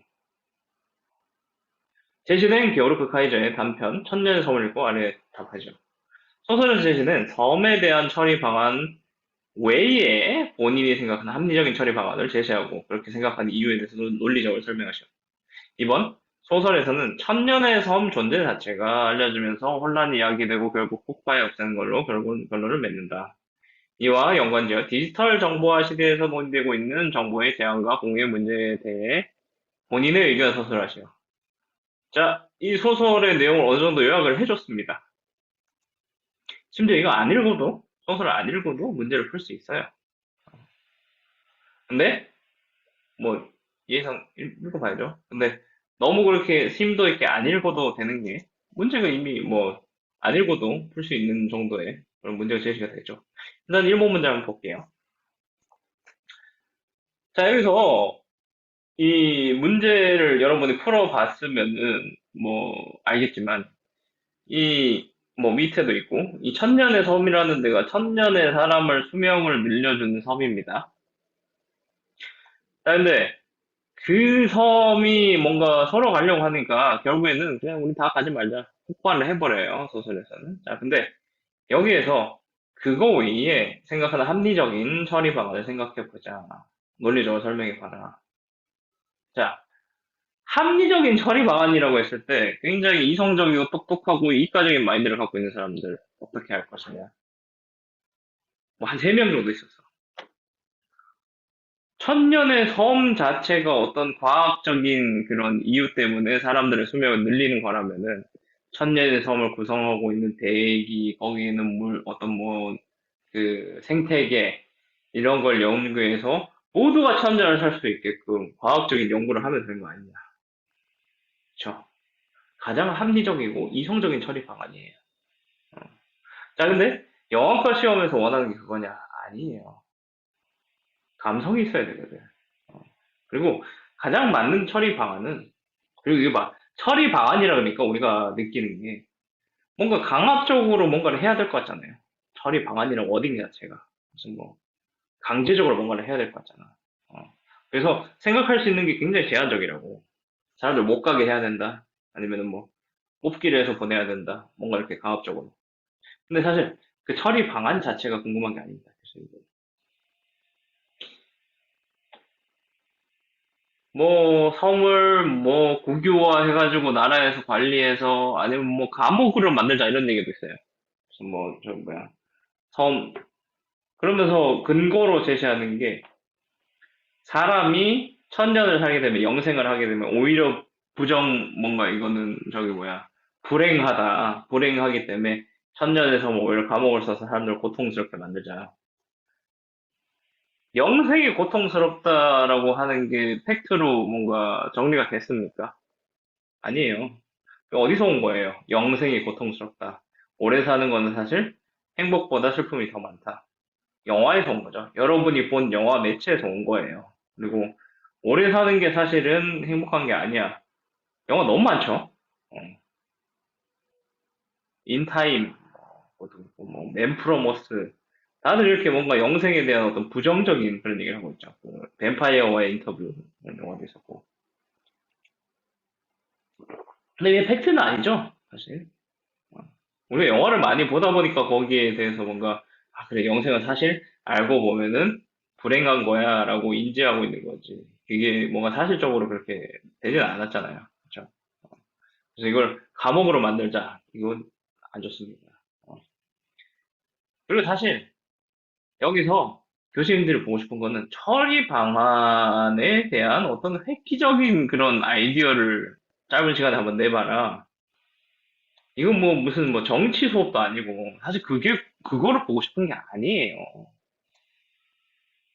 이 부 문제를 봤을 때 교수님들은 이 섬을 디지털 정보화 시대의 데이터에다가 비유를 했습니다. 그리고 공유와 제한의 문제. 자, 그러면 섬을 만약에 데이터라고 봤을 때 공유와 제한. 누가 들어가느냐, 누가 들어가면 안 되느냐. 사실 이거를 해결을 해보자는 거예요. 교수님들이 원하는 거는. 그러니까 처리 방안은 뭐 얼렁뚱땅 해도 됩니다만 결국에 고민해야 될 거는 섬에 들어가야 되는 건 누군가? 들어가지 말아야 되는 건 누군가? 섬을 공유를 받아야 되는 건 누군가? 섬을 제한을 받아야 되는 건 누구냐? 사실 이번에 답이 나와 있는 거죠. 뭔가 교수님들이 이런 식으로 써 하는 거를 2번에서 가이드를 준 거죠. 어떻게 보면. 그래서 1, 2번이 연결되게 쓰려면은 사실 섬을 어떤 방식으로 처리하자가 아니라 섬을 뭐 이렇게 하든 저렇게 하든 섬에 들어가는 사람들 그리고 들어가지 않아야 할 사람들 선별하는 과정을 굉장히 논리적인 결함 없이 뭐 논의 방법이라든지 선별 방법이라든지 그걸 합리적인 그 방안을 제시하는 게 사실 1번에서 그 정답 1번에서 높은 점수를 딸 수 있는 그런 게 되겠죠. 예를 들어서 섬을 국유화해서 사람들이 거기 사는 거를 갖다가 섬에 사는 거를 거기서 천년의 수명을 누리는 거를 차등 적용시켜야 된다. 어떻게 할까? 마음에 들지는 않지만 결국에는 돈 많은 사람들이 그런 거 다 해먹는 거 아니냐. 그래서 경제 지표로 기준으로 부자들 1등에서 천등까지 해가지고 섬에 살고 만약에 내가 돈 열심히 벌어가지고 천등 안에 든다 그러면은 거기 천등 하는 사람 나오라 그러고 바꿔치기 하고 그렇게 하는 게 낫지 않겠냐. 사실 그게 가장 합리적이죠. 어. 더럽습니다. 기분 더러워요. 근데 어떻게 보면 그거 말고 우리가 지표로 삼을 수 있는 게 없잖아요. 수치적인 어떤 그 환산할 수 있는 게 없잖아요. 경제적인 어떤 자산 가치 외에. 그죠? 어. 성격 좋아서 가야 된다. 성격을 어떻게 평가를 할 건데. 그죠? 그리고 감옥으로 만약에 쓴다. 오케이. 감옥으로 쓴다. 뭐 어떤 죄를 저질러야지 그 섬에 보내는 거지? 흉악범들을 보내야 된대. 흉악범 누구예요? 누가 흉악범이에요? 그죠? 어? 나는, 내 기준으로는 중학교 때, 저기, 뭐야, 내가 집에서 우유 타먹을 때 그 제티 사오면 제티 맨날 빼들어가던 그 윤석배가 굉장히 흉악범인데, 여러분한테는 뭔가 조주빈이 흉악범이다, 이렇게 생각할 수도 있고, 이게 굉장히 이게 그 상대적인 거잖아요. 객관화되지 못하는 그런 거잖아요. 그래서 그런 애매한 기준을 제시하면 안 돼요. 어, 논리적인, 논리적으로 설명하시오라는 게 전제가 되어 있을 때는. 어. 그리고 이번에서는 사실 정보의 제한, 공유 이거에 대한 얘기를 섬의 활용법에 대해서 얘기를 또 하도록 꺼냈으니까 그에 대한 결론을 한번 지어보자. 결국에 2번도 1번이랑 똑같은 방식으로 흘러가겠죠. 결국에는 어떤 지표를 만들어야 되고 그 지표가 사회적으로 뭔가 이렇게 통일될 수 있는 지표. 그걸 논리적으로 제시를 해야 되는 거죠. 정보의 제한을 어느 정도 해야 되고, 정보의 공유를 어느 정도 해야 되고, 정보의 제한을 해야 되는 대상은 어떤 대상이고, 공유를 해야 되는 대상은 어떤 대상이고, 그리고 그에 대한 이유가 따라야 되는 거죠. 그게 논리적으로 어필이 되어야 되는 거죠. 어. 그래서 사실 이 문제 같은 경우에는 접근 방법이 2번을 보게 되면, 아, 교수들이 이런 걸 의도하고 냈구나. 1, 2번을 연결해서 쓸 수 있게 되는 거죠.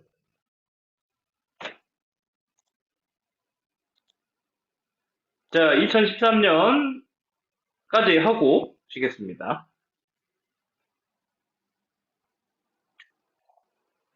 2013년, 굉장히 긴 제시문이 있어요. 그리고 이 제시문이 보면은 무슨 뭐, 이, 아담 서머스, 뭐, 서머스 교수, 뭐, 이름도 막, 그의 하숙집 여주인, 픽사임시 미술 감독, 이게 다 필요 없습니다. 문제를 먼저 읽어볼 텐데. 위제시문에서 알 수 있듯이 픽사 애니메이션 스튜디오에서 니모를 찾아서 제작해는 자은 과학자들의 조언을 받아들여 많은 예산 들어감에 불구하고 작품을 수정했다. 결정에 대한 찬성 반대 여부를 밝히고 그 이유를 기술하시. 텍스트 안 읽어도 여기에 나 있죠? 어. 근데 교수님이 이런 거지 왜 냈는지 모르겠어. 이거는 진짜 생각이 있었던 건가? 이거는 사실 이 제시문에서 어떤 뭐 기조가 드러나는 것도 아니고 이 제시문의 기조를 맞춰가지고 우리가 막 써야 되는 것도 아니고 이거저기 약간 좀 이렇게 좀 게으른 문제 출제가 아닐까라고 생각해요. 2013년은. 다른 적인 재밌는데. 이게 제시문 안 보고 이건 풀어도 됩니다. 자, 여기에서 이 결정에 찬성한다, 반대한다. 이 찬반 여부가 교수님들이 원하는 의도대로 안 됐다고 해서 여러분이 점수가 깎이는 건 아니에요. 거듭 말하는 거지만 그 이유, 어, 그 이유가 더 어필이 돼야 되고 200자 내에요. 이유 하나 정도밖에 못 됩니다. 자, 그리고 여기 찬성한다, 반대한다. 반대한다에서 여기에는 이제 이 문제에서는 괜찮지만 그 여러분이 다른 문제 풀 때 이걸 약간 좀 피했으면 좋겠는 게 예산이 문제가 돼서 나는 이건 아닌 것 같다. 이거 굉장히 게으른 근거예요. 굉장히 쉽게 생각할 수 있고 사실 현실적이긴 한데 여러분이 만약에 뭐 어떤 뭐 이슈에 대해서 뭐 작품을 만들어야 될 것인가 말 것인가 라는 질문이 나왔을 때 예산이 많이 드니까 이건 하면 안 된다 라고 하는 거는 이거는 굉장히 여러분이 편하고 뭐 게으른 그냥 이유를 찾은 거예요. 여러분의 어떤 독특함이 어필이 전혀 되지 않는 거죠. 그래서 예산 얘기를 예시로 뭔가 문제에서 저렇게 언급이 되지 않는 이상, 어, 이 방향이 이렇게구나. 문제에서 이게 언급이 되지 않는 이상 예산 얘기가 여러분이 예산 얘기를 먼저 꺼내고 예산이 들까봐 이거는 이렇게 해야 된다. 그런 얘기는 하지 마세요. 학생이 무슨 예산 걱정을 해. 나중에 상업영어 가서 예산 걱정하는 거지. 교수님들 그렇게 생각을 할 겁니다. 자, 찬반 관계 없다는 거. 그리고 1번은 사실 뭐 뭔가 내가 막 이 기똥찬 그런 게 있다, 없다, 뭐 이렇게 얘기를 할 만한 그것도 아니에요. 200자 내니까. 자, 근데 내가 이 2013년 문제에서 하고 싶은 얘기는 뭐냐. 위 제시문에 볼 수 있듯이 창작 과정은 과학적 지식과 예술적 상상력, 조화로운 결합을 지향하는 경우가 많다. 그렇죠? 조화롭게 이렇게 같이 결합을 하죠. 이런 지식과 상상의 합리적인 조화에 관한 본인의 견해를 구체적인 작품을 예를 들어 기술하시오. 자, 여기서 조화로운 결합, 음, 영화, 연극, 소설. 조금 튀어보려면은 뭐 소설을 골라도 되는 거고 연극을 골라도 되는 건데 영화를 한다고 해서 점수가 깎이지는 않을 거예요. 더 눈길을 사긴 하겠죠. 남들 다 영화 했는데 혼자 소설을 했다 그러면은. 근데 내가 정말 확실하게 진짜 소설 좋아하고 그 소설에 대한 정보가 있다 그러면 쓰시되 괜히 모험하지는 마세요, 여러분. 튀어 보이겠다 이런 데서 모험하는 거 아닙니다. 자, 근데 여기서 과학적 지식이라는 워딩이 나오다 보니까 굉장히 많은 학생들이 이 문제를 풀 때 예시를 SF 영화를 생각을 하는데 그러면은 큰 오산입니다. 이게 과학적 지식이라 그래서 우리가 생각하는 이과적인 그런 과학 있잖아요. 무슨 뭐 그 이상한 공식 나오고 무슨 뭐 법칙 뭐 이런 거 그런 게 아니에요. 이게 일반 현실을 얘기하는 거예요. 과학적인 지식. 우리 일상의 현실. 이 현실과 일반 상식 그런 걸 얘기하는 건데 결국에는 현실을 고려해야 되는 거 vs 작가의 상상력 이거를 논술을 하라는 거예요.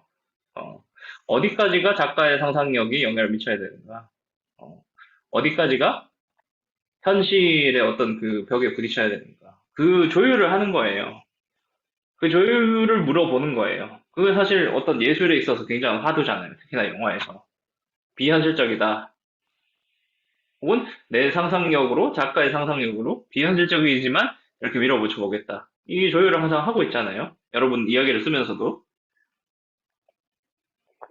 조은현 씨는 SF 영화가 아니면서도 뭔가 현실을 거부하는 그런 서재의 작품을 고르는 게 사실 더 눈에 띕니다. 여기서 뭐 과학적 지식 그래가지고 뭐 인터스텔라가 굉장히 현실과 그 조합을 잘했다. 인터스텔라 영화가 나올 때 블랙홀 이미지가 처음으로 관측되었고 그 블랙홀 이미지를 가지고서 크리스토퍼 놀란은 인터스텔라. 내가 사실 1,500명 시험 보잖아요. 한 800명 그렇게 쓸 것 같아. 그런 저 고리타분하고 저기 뭐야 뭐 영화 좀 좋아하는 중학생도 할 수 있는 그런 얘기 하지 말고요. 그 같이 공부하고 있는 친구 중에 한 명이 대체역성을 얘기를 했어요. 이것도 현실, 그러니까 우리가 알고 있는 과학적 지식의 범주에 들어가는 거죠, 현실. 그리고 어떤 상상력, 이거의 어떤 그 부딪힌 그거를 가지고 살짝 비꼬는 영화죠. 바스터즈랑 원스 어폰 어 타임 인 헐리우드, 코엔틴 타란티노 영화. 대체 역사로 만들어 버렸잖아요. 실제 역사가 아니라. 근데 그거 재밌단 말이죠. 그러면서 사실 이야기를 재밌게 하는 거는 작가의 상상력입니다. 라고 얘기를 해야 되는 거죠. 어, 그런 거를 이번에 서 어필하는 거죠. 어. 자, 2014년 문제는 이것도 어떻게 문제가 마음에 드는 데가 없나. 10분 뒤에 지금 1시 57분이니까 2시 7분에 다시 보겠습니다.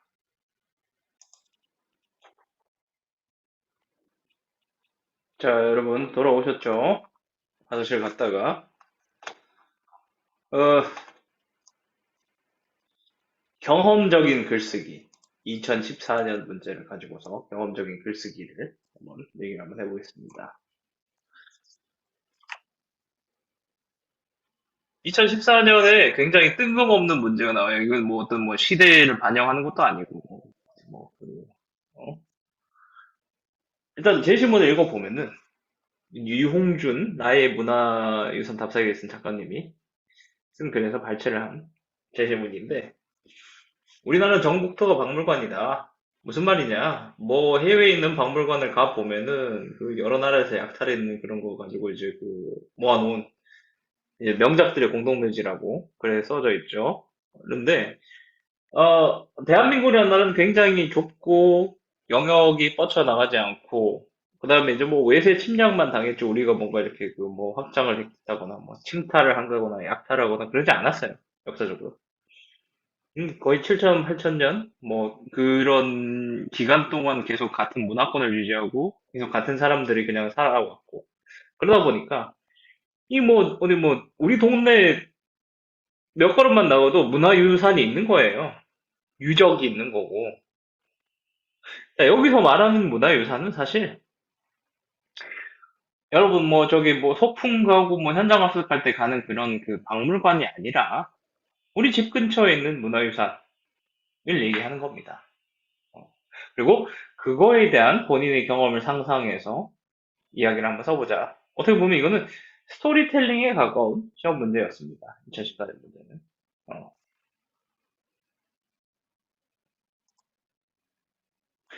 위에 제시문에 된 유형 문화유산의 구체적인 예. 뭐냐?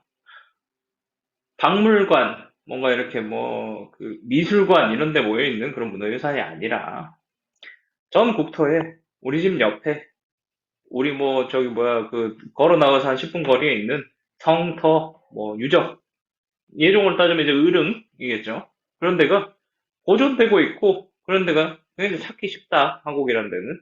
음. 차 타고 조금만 나가면은 뭐 남한산성도 있고 그렇죠. 어. 그런 문화유산의 예를 하나 정하려는 거예요. 어. 그게 여러분이 잘 모르더라도 뭐 지어내는 건 조금 그런 것 같아. 아예 없는 문화유산을 만들어내긴 좀 그렇고 그래도 좀 여러분이 알고 있는 선 안에서 그렇게 막 거대하고 방대할 필요는 없습니다. 어.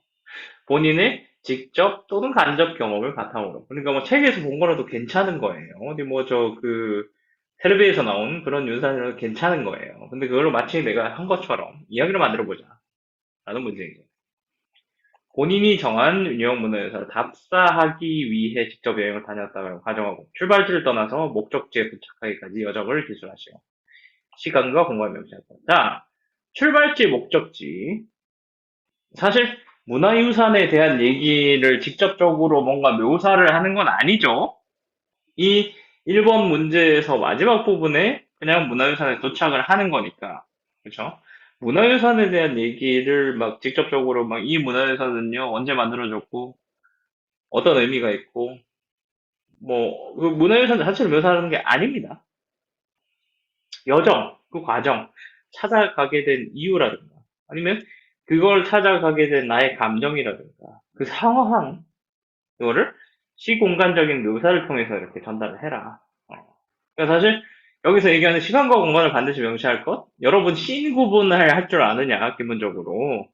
공간이 이동한다, 시간이 이동한다라는 개념을 알고 있느냐, 그거를 의식하고 이렇게 물어보는 거예요. 그렇다고 해서 뭐 가로치고, 뭐, 을응, 왕릉, 쉼표, 낮, 이렇게 쓰라는 건 아니고, 그걸 이렇게 묘사를 하라는 거예요. 문단의 서두에서. 나에게 내가 지금 찾아간다고 가정하는 그 문화유산이 어떤 의미를 갖는가, 예를 들자면은, 뭐, 나의 어떤 뭐 슬픈, 지금 여러분이 뭐 느끼는 거는 이제 뭐 수시 광탈하고 이렇게 멘탈이 터지고 있습니다. 멘탈이 터지고 있는데 옛날에 뭔가 귀족들이 앉아가지고 뭔가 술판 벌이던 그런 이옛 터를 찾아가고 있어요. 그러면서, 아, 이 양반들도 뭔가 이렇게 뭐 외세 침략이 힘들게 지냈더라도, 아, 여기서 술판 벌이면서 술 마시면서 풍류를 찾았구나. 여유가 있었구나, 한국 사람들. 우리 선조들. 그런 거를 찾아가는 과정일 수도 있겠죠. 어. 그러면서 가고 있는데 전철을 탔는데 옛날에 뭔가 풍류를 누렸더니 양반들이 지금은 막 전철 탔는데 막 그 노량진에서 생선 사가지고 가고 막 그 어른한테 자리도 양보 안 해주고 막 서로 바쁘기만 하고 어? 전철 타고 막 이렇게 사람들 구경하는데 다들 대가리 숙이고 막 이러고 있고 이제 그런 거예요. 그러면은 이제 이게 참 세상이 이렇게 바뀌었구나라는 걸 여러분이 느낄 수도 있는 거고, 그렇죠? 그런 걸 이제 스토리텔링으로 내가 의도하고자 하는 게 약간 좀 나의 어떤 절망을 힐링하기 위해 이 성서를 찾아간다라고 하면 이런 식으로 전개를 해서 쓰면 되겠죠. 그리고 2번에서 본인이 정한 문화유산, 그를 둘러싸고 있는 주변 공간, 시청각적 이미지를 중심으로 묘사하시오. 자, 공간 묘사, 공간이 주는 서사, 공간이 갖고 있는 어떤 그 느낌, 서사, 감정, 정서, 그걸 어떻게 활용하는지 보고 싶은 겁니다. 그리고 같은 공간이나 풍경이라도 내가 의도하고자 하는 방향대로 가면은 그게 해석이 다르게 또 될 수 있겠죠. 예를 들자면 가을 낙엽이 막 떨어지고 있는데 거기서 쓸쓸함을 느낄 수도 있고 아니면은 아름답다고 느낄 수도 있겠고 그거는 내가 어떻게 내 어떤 그 상황을 묘사를 하느냐 그거에 대해서 이게 달라질 수 있겠죠. 예를 들자면은 나는 북촌 한옥마을을 갔다 왔어요. 근데 북촌 한옥마을이라는 데가 어떤 데입니까? 갔더니 뭔가 그 한옥의 어떤 외관, 기와장도 유지되고 있고, 그 뭐 온돌 이런 것도 유지되고 있고, 외관에 그 나무 뭐 어디 기둥 뭐 이런 것도 굉장히 보존이 잘 돼 있어요. 근데 안에 갔더니 아메리카노랑 케이크를 팝니다. 치즈케이크랑. 뭐 전혀 뭐 우리 어떤 전통 문화유산이랑 전혀 관계가 없긴 하지만 문화유산의 외관은 또 유지하고 있는 거죠. 이거 뭐 저기 그거를 보고 나는 외관이 이런데 저건 또 달라. 라는 거를 이렇게 거기에서 이렇게 비유를 하면서 뭔가 전달을 할 수도 있는 거죠. 어. 그러니까 여기서 뭐 직접적으로 내가 실제로 경험했다. 이면 제일 좋겠죠. 그러면 디테일하게 그걸 묘사를 할 수 있으니까. 근데 아니더라도 내가 연출적인 걸 활용해가지고 뭔가 간접적으로 이렇게 뭔가 이런 일이 생겼다 하는 거를 불화로 지어내도 됩니다. 근데 2014년의 핵심은 그거예요. 문화유산이 중요한 게 아니라 문화유산을 바라보는 나의 시선인 거죠. 나의 감정과 나의 생각. 근데 이게 논술은 아니잖아요. 이 논술이라 되는 거 하나도 없잖아요, 이 문제는. 이거는 사실 스토리텔링 문제를 갖다가 1차 때 냈다. 이렇게 생각을 합니다. 그래서 아까 말했듯이 지난 한 4년 동안 시의성 있는 문제가 꾸준히 나왔으니까 시의성 있는 문제가 나온다고 하면 논술이 될 확률이 높고 2014년 같은 문제가 다시 나오지는 않을 거다라고 예상을 하는데 또 모르죠. 뭐 예전 교수들이 또 워낙에 뒤통수 잘 치는 사람들이라 가지고 이런 문제를 다시 낼지. 근데 2014년 문제 그러니까 문제를 다 풀어보고요. 기출 문제를 다 풀어보는데 우선도를 두세요. 우선도는 아무래도 좀 시의성 있는 문제를 우선도로 두고 이런 문제는 약간 좀 나중에 풀어보는 걸로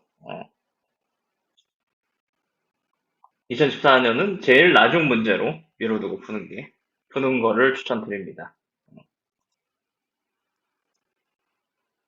자, 그리고 가장 심플하면서 가장 어렵다고 많은 학생들이 느끼는 문제입니다. 2015년 문제인데요. 남들이랑 다른 시선, 남들이랑 다른 답을 찾는 훈련을 하기 굉장히 좋은 문제입니다. 뭐냐? 성형외과 의원 5개 광고 전철에서 볼 수 있는 그 뭐 압구정 신사역에서 볼 수 있는 그 광고 이미지를 띄워놓고 문제가 뭐라 나오냐? 의? 문제를 내가 캡처 안 해놨구나. 문제를 한번 읽어볼게요.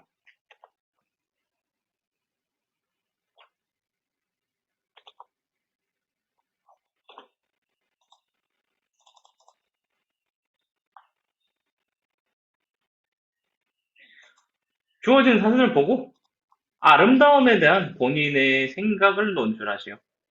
응. 아름다움이란 내가 생각하는 아름다움이란 뭐다? 자, 여기서 여러분이 일단 1차적으로 이 성형외과 광고가 나왔으니까 아름다움은 사실 이런 외관이 아니라 외관은 튜닝할 수 있는 거니까 보정할 수 있는 거니까 사실 진짜 아름다움은 마음이 아름다워야 되는 거예요. 이게 아까 말한 그 좋은 생각 같은 그림입니다. 누가 모르는 사람이 어디 있어? 응? 마음이 이뻐야지 뭐 이쁘지 뭐 이런 그런 얘기를 듣고 싶은 게 아니에요.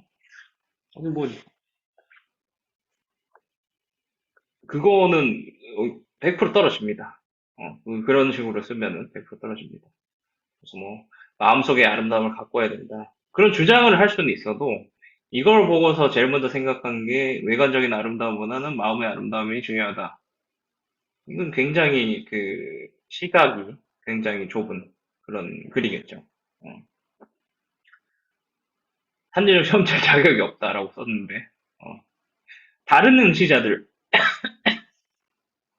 지금 1,500명을 시험 치면은 이 문제가 나온다 그러면은 적어도 내가 보기에 한 600명, 700명 그렇게 쓸 거예요.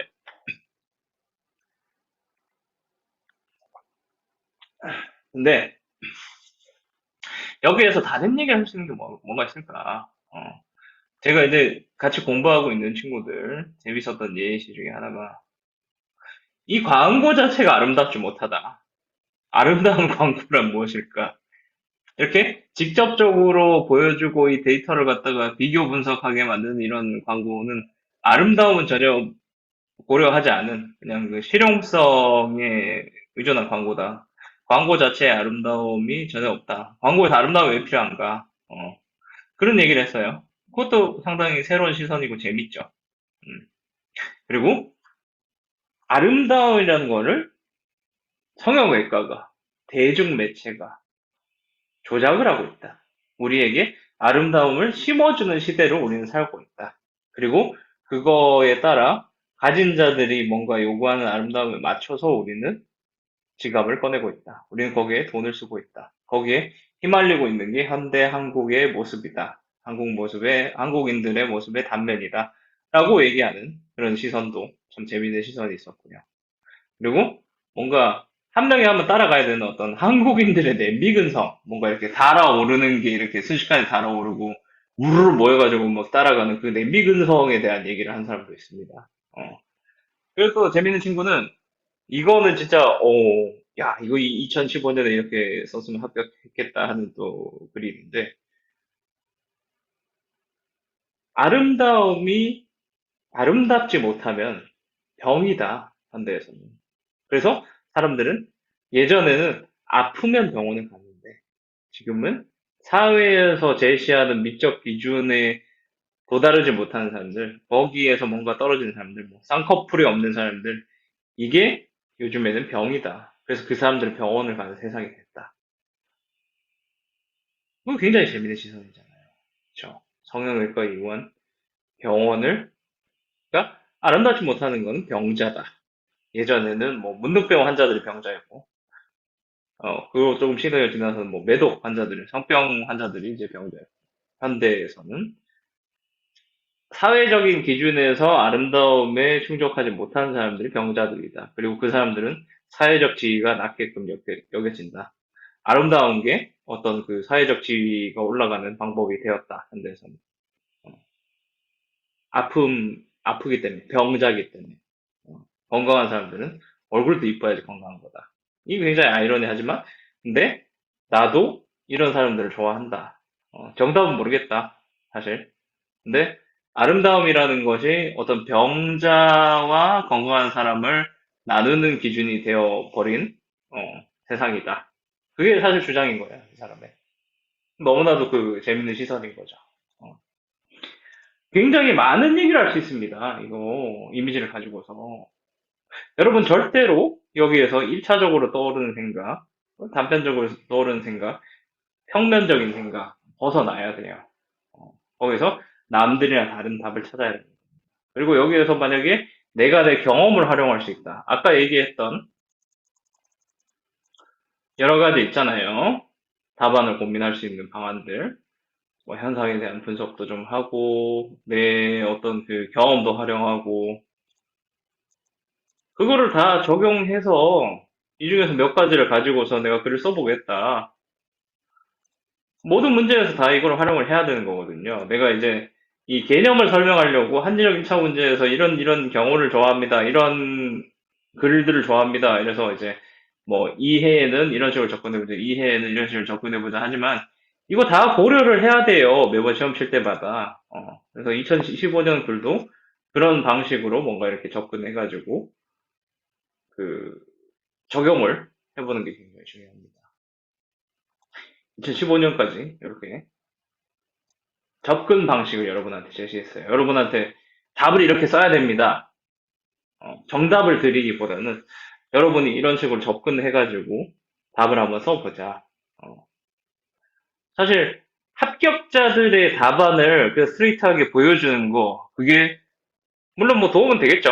도움은 되겠죠. 그리고 뭐 우리 뭐 제가 같이 이렇게 학습을 하고 있는 친구들한테 합격자들의 답안 한 번씩 보여주긴 하는데 하나같이 느끼는 게 뭐냐?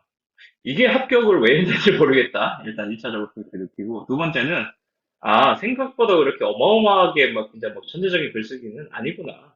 어. 근데 단지 이게 눈에 띄는 거는, 생각을 좀 다르게 했구나. 근데 이걸 안 봐도 크게 상관없겠구나. 그리고 합격자들 답안을 보게 되면 거기에 막 1대1로 맞춰가지고 내 글을 막 구성하려고 하다 보면 오히려 거기에 갇히게 되거든요. 어. 그래서 모르겠어요. 일장일단이 있는 것 같아요. 그래서 여러분이 만약 학원을 다니고 있다, 뭐 과외를 받고 있다, 관리를 받고 있으면은 합격자 답안 필요합니다. 그러면은 요구를 해도 좋은데 본다고 해서 그게 엄청나게 도움이 된다는 아닐 것 같아요. 자, 그리고 여러분 동기부여를 위해서 내가 경험한 한예종 영어과에 대한 어필을 좀 하겠습니다. 일단 2011년부터 15년까지 문제를 보면서 느끼셨겠지만 문제가 재밌어요. 우리가 초중 고등학교 교육과정을 거치면서 뭔가 제도권 교육을 거치면서 우리가 접해보지 못한 어떻게 보면은 우리가 상상력을 활용할 수 있는 그 몽상을 할 수 있는 어, 그런 문제가 나오기 때문에 이게 재밌어요. 사실 글 쓰는데 도전하는 거거든. 도전하고 뭔가 뚱딴지 같은 소리를 하겠지만 그게 어필이 되는 시험이거든요. 어, 그리고 나보다 잘난 놈들을 만난다는 게 난 너무나도 행복하더라고. 내가 이제 저 지방대에서 반수를 했다 그랬잖아요. 그때는 뭔가 말도 안 통하고 뭔가 이렇게 깝깝하고 이런 게 좀 있었는데, 야, 진짜 이 사람들 굉장히 배울 게 많구나. 내가 진짜 우물 안의 개구리구나라는 거를 서로 느끼게 되더라고. 그러니까 뭐 예를 들자면 이제 뭐 정민이도 현철이 보면서 막, 아, 저 인간이 진짜 천재인데. 어, 저 인간이 천재인데. 이러고 또 조현철도 속으로 이렇게 정민이 보면서, 저 인간 공부도 잘하고 뭐 잘하는데 왜 나한테 열등감을 느끼지? 막 그랬거든요. 나는 그 둘한테 둘 다 열등감. 뭐 어떻게 나한테 열등감을 느낀 사람은 아무도 없더라고. 내가 제일 바닥이었던 것 같아. 아무튼 나보다 더 뛰어난 인재들을 만날 수 있다는 게 너무나도 행복한 경험이에요. 여러분들 나보다 잘난 사람을 만났을 때 내가 열등감 때문에 내가 한없이 작아질 수도 있겠지만 그네들이랑 대학을 같이 다니면서 그네들이랑 같이 작업을 하잖아요. 그러면은 내가 배운다는 게 더 행복해지는 순간이 옵니다, 결국에는. 그리고 일단 한예종 국립학교로 얘네들은 등록금, 여러분의 등록금으로 학교를 운영하지 않아요. 국민 세금으로 운영을 합니다. 그러다 보니까 등록금을 비싸게 안 받아요. 250만 원 정도 받거든요. 등록금이 한 학기에. 중앙대학교 얼마냐? 2배 정도 됩니다. 중대가 학교 안 좋다는 게 아니고 그냥 등록금이 예종이 싸다라는 거예요. 중대 학교 엄청나게 좋은 학교죠. 다른 학교를 비하하고 싶은 생각 전혀 없습니다. 네. 제가 예종을 다녔을 때 좋았던 점을 얘기하고 있는 거예요. 그리고 선후배 동문들, 충무로에 굉장히 자리 잡고 있고, 그 다음에 이제 걸출한 사람들이 많다 보니까 학연을 활용하기 굉장히 좋아요. 뭐, 어디 뭐 현장 얘기할 때도 아니면 뭐 하다못해 뭐 충정로에서 술을 마시고 있는데 어디 뭐 PD가 나타났어. 뭐, 내가 다른 친구들 영화 얘기하고 있는데 그 PD거든. 영화하는 학생들이에요? 그래가지고, 예, 뭐, 그렇습니다. 그런데 학교 어디에요? 학교 저긴데, 누구 감독 아세요? 그 순간 번호 주고받고 지금도 연락하고 있거든요. 그런 일이 굉장히 빈번해요. 바닥이 좁기도 하고. 그래서 학연이라는 게 중요하다는 겁니다. 어, 그리고 사실 한예종이 처음에 설립됐을 때 얘네들 목표가 뭐였냐. 유학 너무 많이 간다. 우리 인재들이. 유학 가가지고 거기 해외에서 너무 자리 잡아가지고 거기에서 문화예술 활동을 하다 보니까 한국의 인재들이 너무 많이 해외로 유출된다. 그래서 유학을 안 가도 되는 학교를 만들자. 반대로 유학을 오죠. 예종이라는 학교는. 그 다음에 장학금. 여러분 지금 뭐 수많이 보시는지 모르겠어요. 한 번씩 뭐 한예정 성적 우수 장학생입니다. 여러분 질문 드립니다라고 하는데 성적 우수 장학금 수업 결석만 안 해도 받아요. 한 40%를 주거든. 장학금 자체를. 그리고 한 반 정도 받을 수 있어요. 학생들이. 어. 전액 장학금 받았다 그러면 진짜 그 성적이 우수해가지고 혹은 뭐 시험 성적 우수해가지고 전액 장학금 하는 건데 그 성적 우수 자격금 한 40% 정도 주는 건데 그거는 저기 뭐야 내가 성적 관리만 좀 신경 써서 하면은, 그러니까 나는 뭐, 16주 수업이 막 9번씩 빠지고, 막 시험 칠 때 막, 백지에다 교수님이 사랑해요 써서 내고 막 그랬거든요. 그래서 나는 장학금 받은 적이 없는데, 장학금 굉장히 많이 줘요. 어. 그리고, 또 뭐, 추석이나 설날 때, 학교 어디 갔어? 그러면, 여기 뭐, 저 한예종에 조그만 학교 갔습니다. 그러고, 그래, 한예종을 갔어? 막 이러면서, 그거 약간 좀, 나도 재미 좀 봤어요. 그리고, 가장 하고 싶은 얘기는, 평생 작업할 사람들을 나보다 뛰어난 사람들과 함께 평생 작업할 동료들로 만나게 된다는 게, 전 그게 가장 행복해요. 그렇게 해서 만든 영화가, 물론 뭐 영화가 흥행하지 못했지만, 뭐 국경의 왕이라는 영화도 제가 제작을 할 수 있었고, 어, 그리고 앞으로도 계속 그 작업을 하자. 계속 교류를 하고 있고, 계속 얘기하고 있고. 물론 지금 이렇게 교육 쪽 일을 하고 있기는 하지만, 그네들과 같이 향후에 작업을 할 수 있다. 언제든 시나리오를 보내고 서로 시나리오에 대해서 얘기를 할 수 있고, 약속을 뭐 딱히 정하지 않더라도 우리는 뭔가 작업을 할 때 서로 연락을 하고 뭔가 서로 교류를 할 거다라는 게 이 틀이 이렇게 만들어지고 뭔가 그룹화 된다는 게 너무 행복하더라고요. 그리고 나보다 뛰어난 사람들이니까 나는 배울 수 있는 거죠. 어. 16년부터 2021년 문제는 내일 다시 할 거고요. 네, 한 30분 남았는데 한 20분 정도 질문을 받겠습니다. 여러분, 마이크를 키는 게 좀 껄끄러우면은 채팅으로 저한테 질문을 주세요.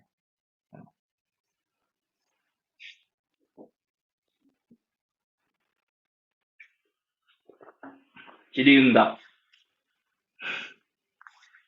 몇 명 들어왔지?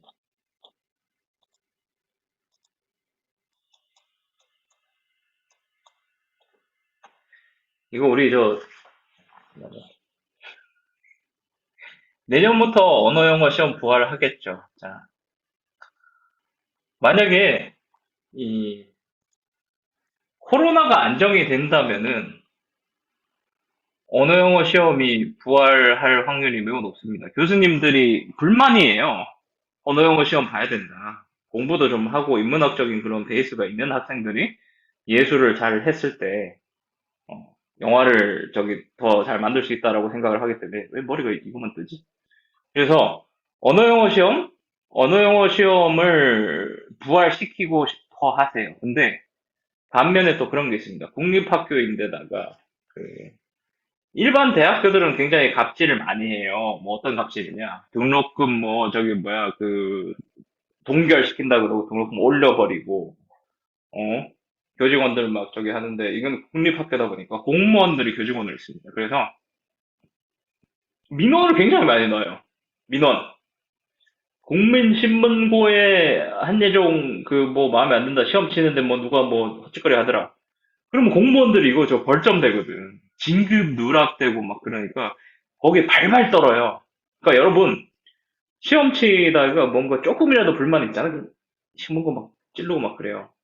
그리고 그 특히나 그 저 시험 칠 때 내 이름도 얘기죠. 박종철이라고 저 입학관리과 직원이 있는데 박종철 선생님이라고 있는데 이분 거론하면서 저 사람이 저 시험 치는데 막 저 문제가 됐다 그러면은 벌벌 떨면서 막 그거를 막 정정을 해줄 거예요. 그렇다고 뭐 불합격에 합격되고 그러지는 않을 건데 그럴 일은 없지. 근데 어, 그러다 보니까 뭐가 있냐? 니네 때문에 코로나가 심해졌다라는 책임을 안 지려고 그래요. 공무원분들의 가장 그 어떤 그 뭐라 그럴까? 모든 공무원이 다 그렇다는 아니지만 그 많은 공무원들의 어떤 목표는 뭐냐? 현상 유지잖아요. 현상 유지를 하려고 하다 보면은 큰 사고를 안 치려고 그래요. 책임을 안 지려고 그래요. 그래서 언어 영어 시험을 부활시킨다라는 건 그만큼의 책임을 져야 된다는 거거든. 책임지고자 하는 사람이 총대 매지 않는 이상 언어 영어 시험 부활하지 않을 겁니다. 코로나가 완전 종식되지 않는 상황에서는. 만약에 위드 코로나다. 그럼 언어 영어 부활을 안 할 거예요. 내가 봤을 때는. 근데 학원 들일 수는 없으니까 3월쯤에 아마 모집 영어에 발표되면서 그게 확정이 될 겁니다. 모집 영어에 올해도 언어 영어 시험 없습니다. 이렇게 발표가 되거나 아니면은 올해 언어 영어 시험 다시 합니다. 이렇게 발표가 될 건데 매우 높은 확률로 올해도 아마 그 돌아오는 내년에도 아마 언어 영어 시험이 없지 않을까. 왜냐하면 코로나가 지금 해결되고 있는 게 아니라 더 심해지고 있죠. 어. 그래서 아마 내년에 언어 영어 시험이 부활하지 않을 거다. 근데 3월까지 일단 기다리고 3월에 만약에 언어 영어 시험 부활했다. 그럼 그때 언어 영어 시험 공부를 하세요. 그러니까 3월까지 언어 영어 시험을 막 미리 공부할 필요는 없습니다. 어떻게 보면은. 근데 내가 진짜 완전 막 언어 시험, 영어 시험 실력이 진짜 황이다. 정시 대비하면 됩니다. 정시 언어 영역이랑 그 외고 영역 공부하면 돼요. 자, 주차 꿀팁.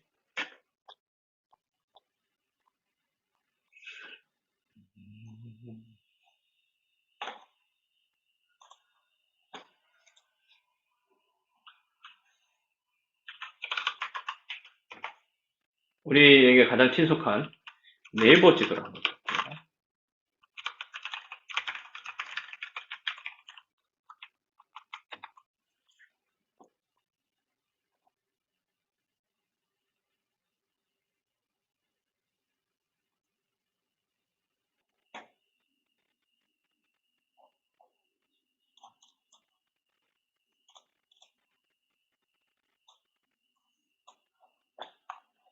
야, 이건 질문이 많이 올라오네. 나 질문 안 할 줄 알았는데.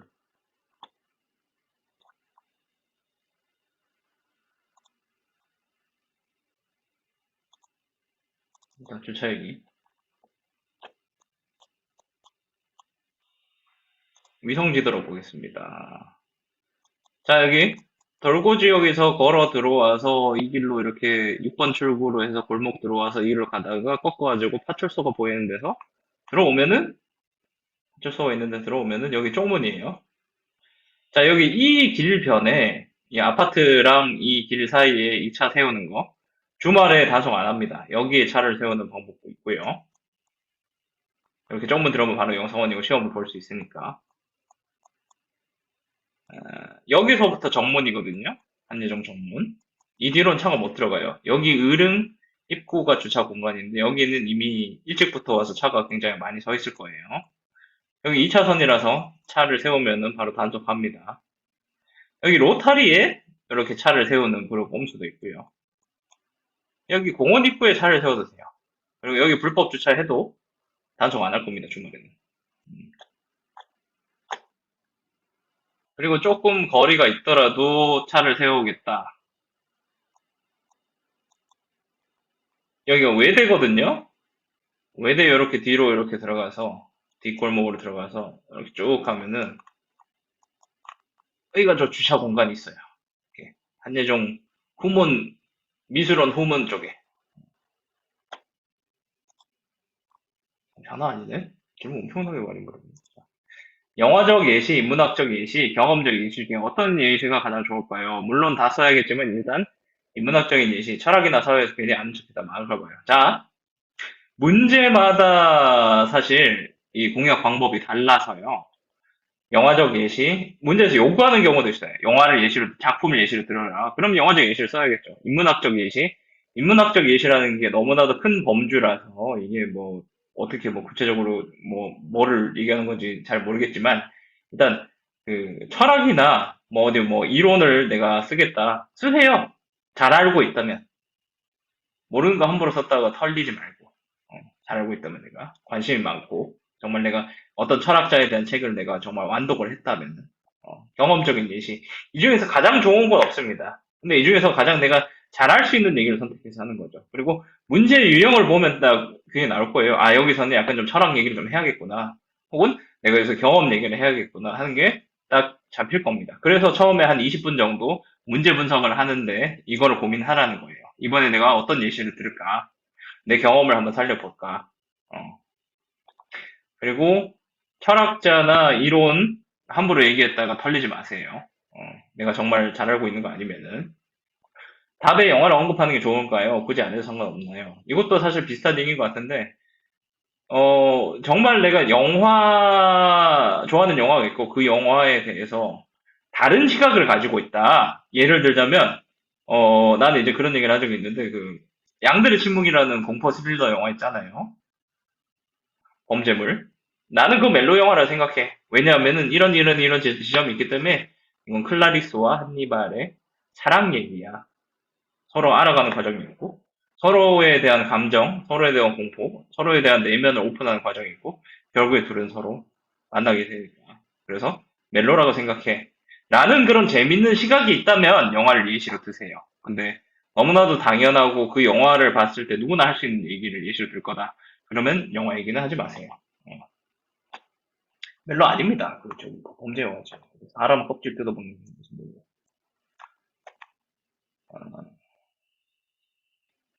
한예종 입학생 중에 현역이 아닌 사람 만나요? 인수생도 많이 있나요? 내 동기가 현역이 한 5명 됐어요. 고3 현역이. 근데, 어, 언어 영어 시험이 사실 현역을 뽑는 길이었거든요. 특별 전형이랑 고3만 할 수 있잖아요. 그 외국어 특기자 같은 경우에는.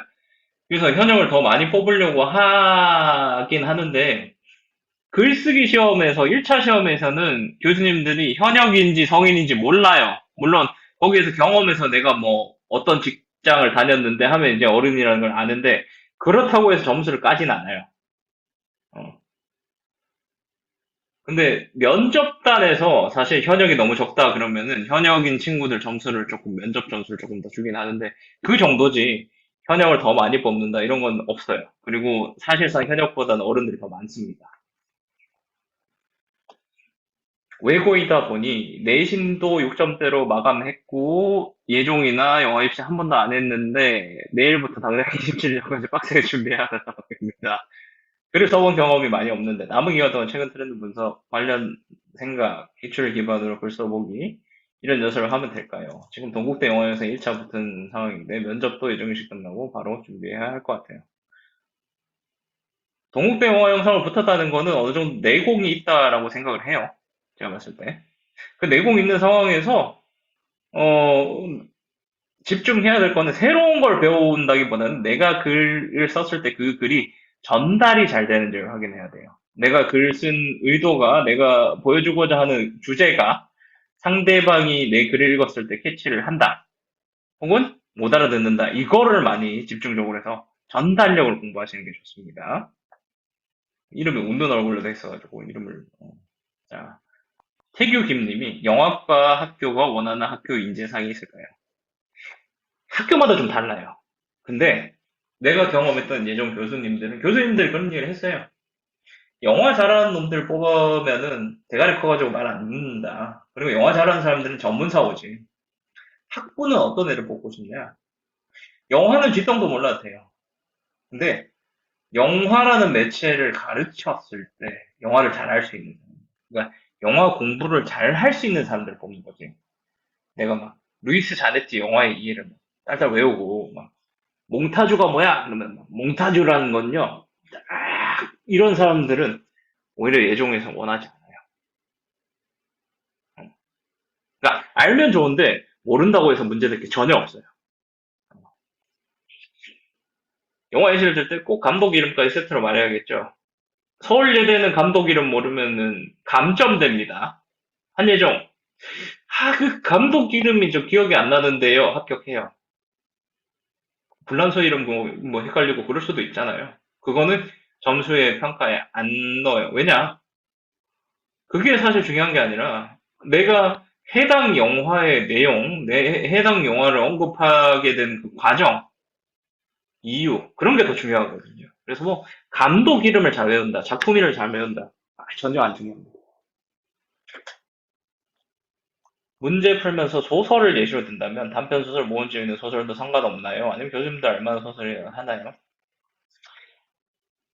기왕이면은 잘 알려진 소설을 선택하는 게 좋겠죠. 왜냐하면 교수님들이 봤을 때, 얘가 이런 것도 읽었구나, 라고 하는데, 어, 그러니까 선택을 하자면, A, B 중에 선택을 하자면 저는 잘 알만한 소설을 선택을 해야 된다고 생각을 하는데, 만약에 단편 소설에서 발췌를 해오는 내용이 내가 정말 원하는 거다. 그러면 그 단편 소설 작품 뭐가 있는데, 거기에서 얘기하는 거는 이런 얘기를 한다. 이렇게 한번 이 소설 내용을 살짝 정리를 해주시고, 그 소설을 예시로 들으시는 게 좋을 것 같아요. 자, 이세민 님이 글자 수를 꽉 채워서 쓰는 게 좋나요? 글자 수가 평가에 반영되지 않죠. 그러니까 천자라고 돼 있잖아요. 그러면은 플러스 마이너스 10%라고 생각하시면 됩니다. 1100자 정도 오버 되더라도 1100자 정도 아니면은 뭐 적게 쓰더라도 900자 정도 이렇게 생각을 하면 돼요. 글자 수를 막 반드시 막 천자에 딱 맞춰 내가 학생들을 저기 했을 때 제일 깝깝했던 게 뭐냐면 시험 그러니까 시험 150분 기준으로 이제 글쓰기를 해요. 연습을 하는데 한 15분 남겨 그 글자 수 세고 있더라고. 진짜 혼내주십니다. 그냥 그 원고지가 한 장에 천자잖아요. 천자 답안지가 나오잖아요. 그럼 한 페이지 하고 거기에서 뭐 두세 줄 오버된다던가 아니면 두세 줄 모자란다던가. 그럼 그 정도로 개념을 하면 되지. 교수님들이 그거 여러분 1,500명이 천자 써가지고 내는데 교수님들 그거 세 개 써요. 안 하거든. 어. 그러니까 너무 오버만 안 되면 됩니다. 너무 적거나. 또 우리 웃는 얼굴 우리 동대 1차 붙은 분이 동대 1차 붙었다는 게 그럼 두드림 자장 붙은 거예요? 면접 준비한다는 게?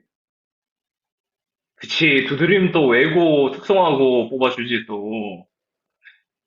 내가 작년에 저기 그 한영외고? 한영외고 프랑스어학과 친구 면접 대비해가지고 합격했거든요. 막 학원 일할 적에 막 밤에 막 남아가지고 막 면접 연습 계속하고. 아무튼 혹시 한예종 교수님들이 사법 영화 관련 내용을 좀 꺼내시나요? 제가 영화 찍어본 경험도 별로 없고 좀 심오한 거장 영화를 본 경험도 별로 없고 가장 인상 깊게 본 영화도 라라랜드 위플래시 버드맨 이런 류인데 그리고 아까 언급하신 것처럼 영화에 대한 일반적인 생각보다 제 고유의 시선 이런 게 더 중요한 거죠. 본인이 답을 하셨어요. 자, 이건 실제 실례를 얘기를 하면은 저 면접 볼 때 좋아하는 영화 감독 누구냐? 그렇게 물어보지도 않아요. 근데 제가 예시로 든 감독이 마이클 베이였습니다. 마이클 베이 어떤 감독입니까? 굉장히 상업적인 오락 영화 찍는 사람이죠. 그리고 어떻게 하다 보니까 영화과 내에서 결혼을 했어요. 저기 저 영화과 후배하고 나이 동업인데. 우리 부인은 면접 볼 때 누구 얘기했냐? 성룡 얘기했습니다. 제키 찬. 성룡 영화를 실제로 좋아했고. 그리고 영화과 들어올 때까지만 해도 우리 부인이 본 영화는 성룡 영화가 대부분이었어요. 황비홍 이런 거 봤어요. 그러니까 사실 그 예술 영화 많이 알고 있다 하는 친구들 있어요. 뭐 한두 명씩.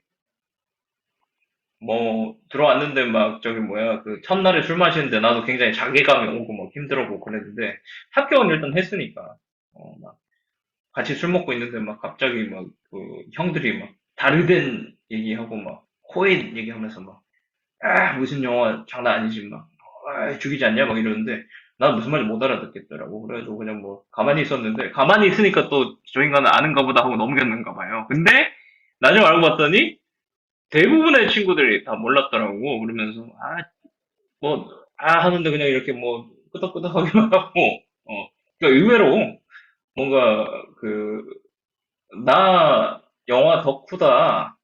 그게 합격이다는 아니에요. 근데 영화 덕후인 친구들이 합격하는 경우도 있더라고요. 제가, 올해 아마 외국어 특기자 합격을 했을 겁니다, 이 친구가. 잉마르 베르히만이라는 감독의 영화를 처음부터 끝까지 전편을 다 보고 그걸 계속 반복해서 봤어요.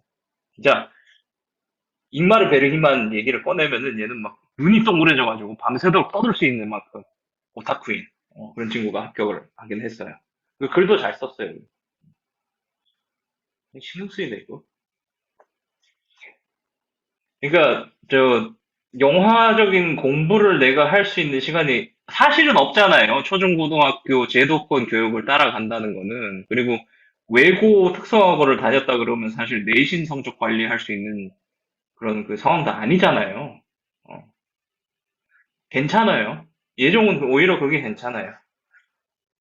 작년에 어, 수능 기준 등급이 막 1, 2, 1, 1 뭐 이런 친구가 있었습니다. 이 친구가 1년에 영화를 한 편 봤어. 그러니까 자기가 한 해의 성적이 괜찮으면은 그 보상으로 극장 가서 영화를 보는데 영화 본 것도 막 그런 영화 있잖아요. 막 우리가 생각했을 때 뭔가 이렇게 예술 영화다 이런 게 아니라 뭐 그 코미디 영화, 뭐 두사부일체 같은 영화, 막 그런 거를 본 거예요. 1년에 한 편을. 그래서 이 친구는 이제 자소서도 그렇고 글쓰기도 그렇고 나는 내가 이 한대종 영어를 준비하면서 생각했던 나의 준비 방법은 학교 공부다. 학교 공부를 굉장히 열심히 했다. 그걸 자소서에 쓰라 그랬거든. 합격했어요. 글쓰기도 그렇게 막 어마어마하게 잘하지 못했는데. 근데 그건 있더라고. 공부를 잘하는 친구들이 아무래도 성적이 높은 친구들이 글쓰기는 안정적으로 잘 하더라고. 그러니까 사실 뭐 발상이 특이해야 된다, 재밌어야 된다, 그리고 사람들이 생각하지 못하는 걸 생각해야 된다라고 얘기를 하지만 결국에 중요한 건 전달력이거든요. 내가 생각하고자 하는, 내가 주제로 선정하고자 하는 그거를 잘 전달하는 게 가장 중요하거든요. 음. 그래서 뭐 이건 이제 뭐 2차 가서 할 얘기긴 하지만 단편적인 이야기를 쓰더라도 그 이야기가 막 방대하고 거대하고 심오한 얘기일 필요 없어요. 진짜 단순한 아이디어만 전달하면 됩니다. 그게 전달이 잘 되는 거예요. 다원일 천자 쓰러가면 본인이 계산의 천자 써야 되나요? 이게 쓰다 보면 딱 천자쯤에서 이게 잡히거든요? 어떻게? 근데 연습이 그래서 필요한 거예요, 평소에. 아, 이 정도 쓰면 딱 천자가 되는구나 하는 감을 익히기 위해서 연습을 하라는 거거든요? 어, 그런 것도 있기 때문에. 그래서 한 페이지 채운다 생각하고 쓰면 돼요. 천자 원고지 한 페이지 채운다. 거기에서 뭐 오바되면 한 두세 줄 정도 오바되는 거다. 그래도 괜찮거든요. 어. 그래서 연습이 필요한 겁니다.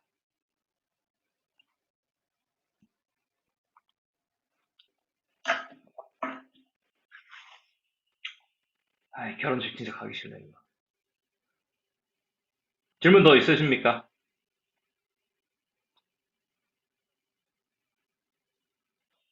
야, 이 줌 수업하면서 질문 이렇게 많이 받아보는 거 처음이네.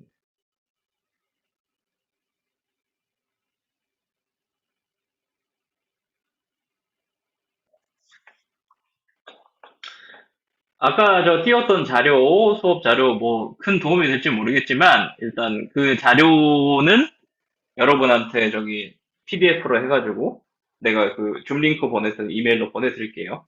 어,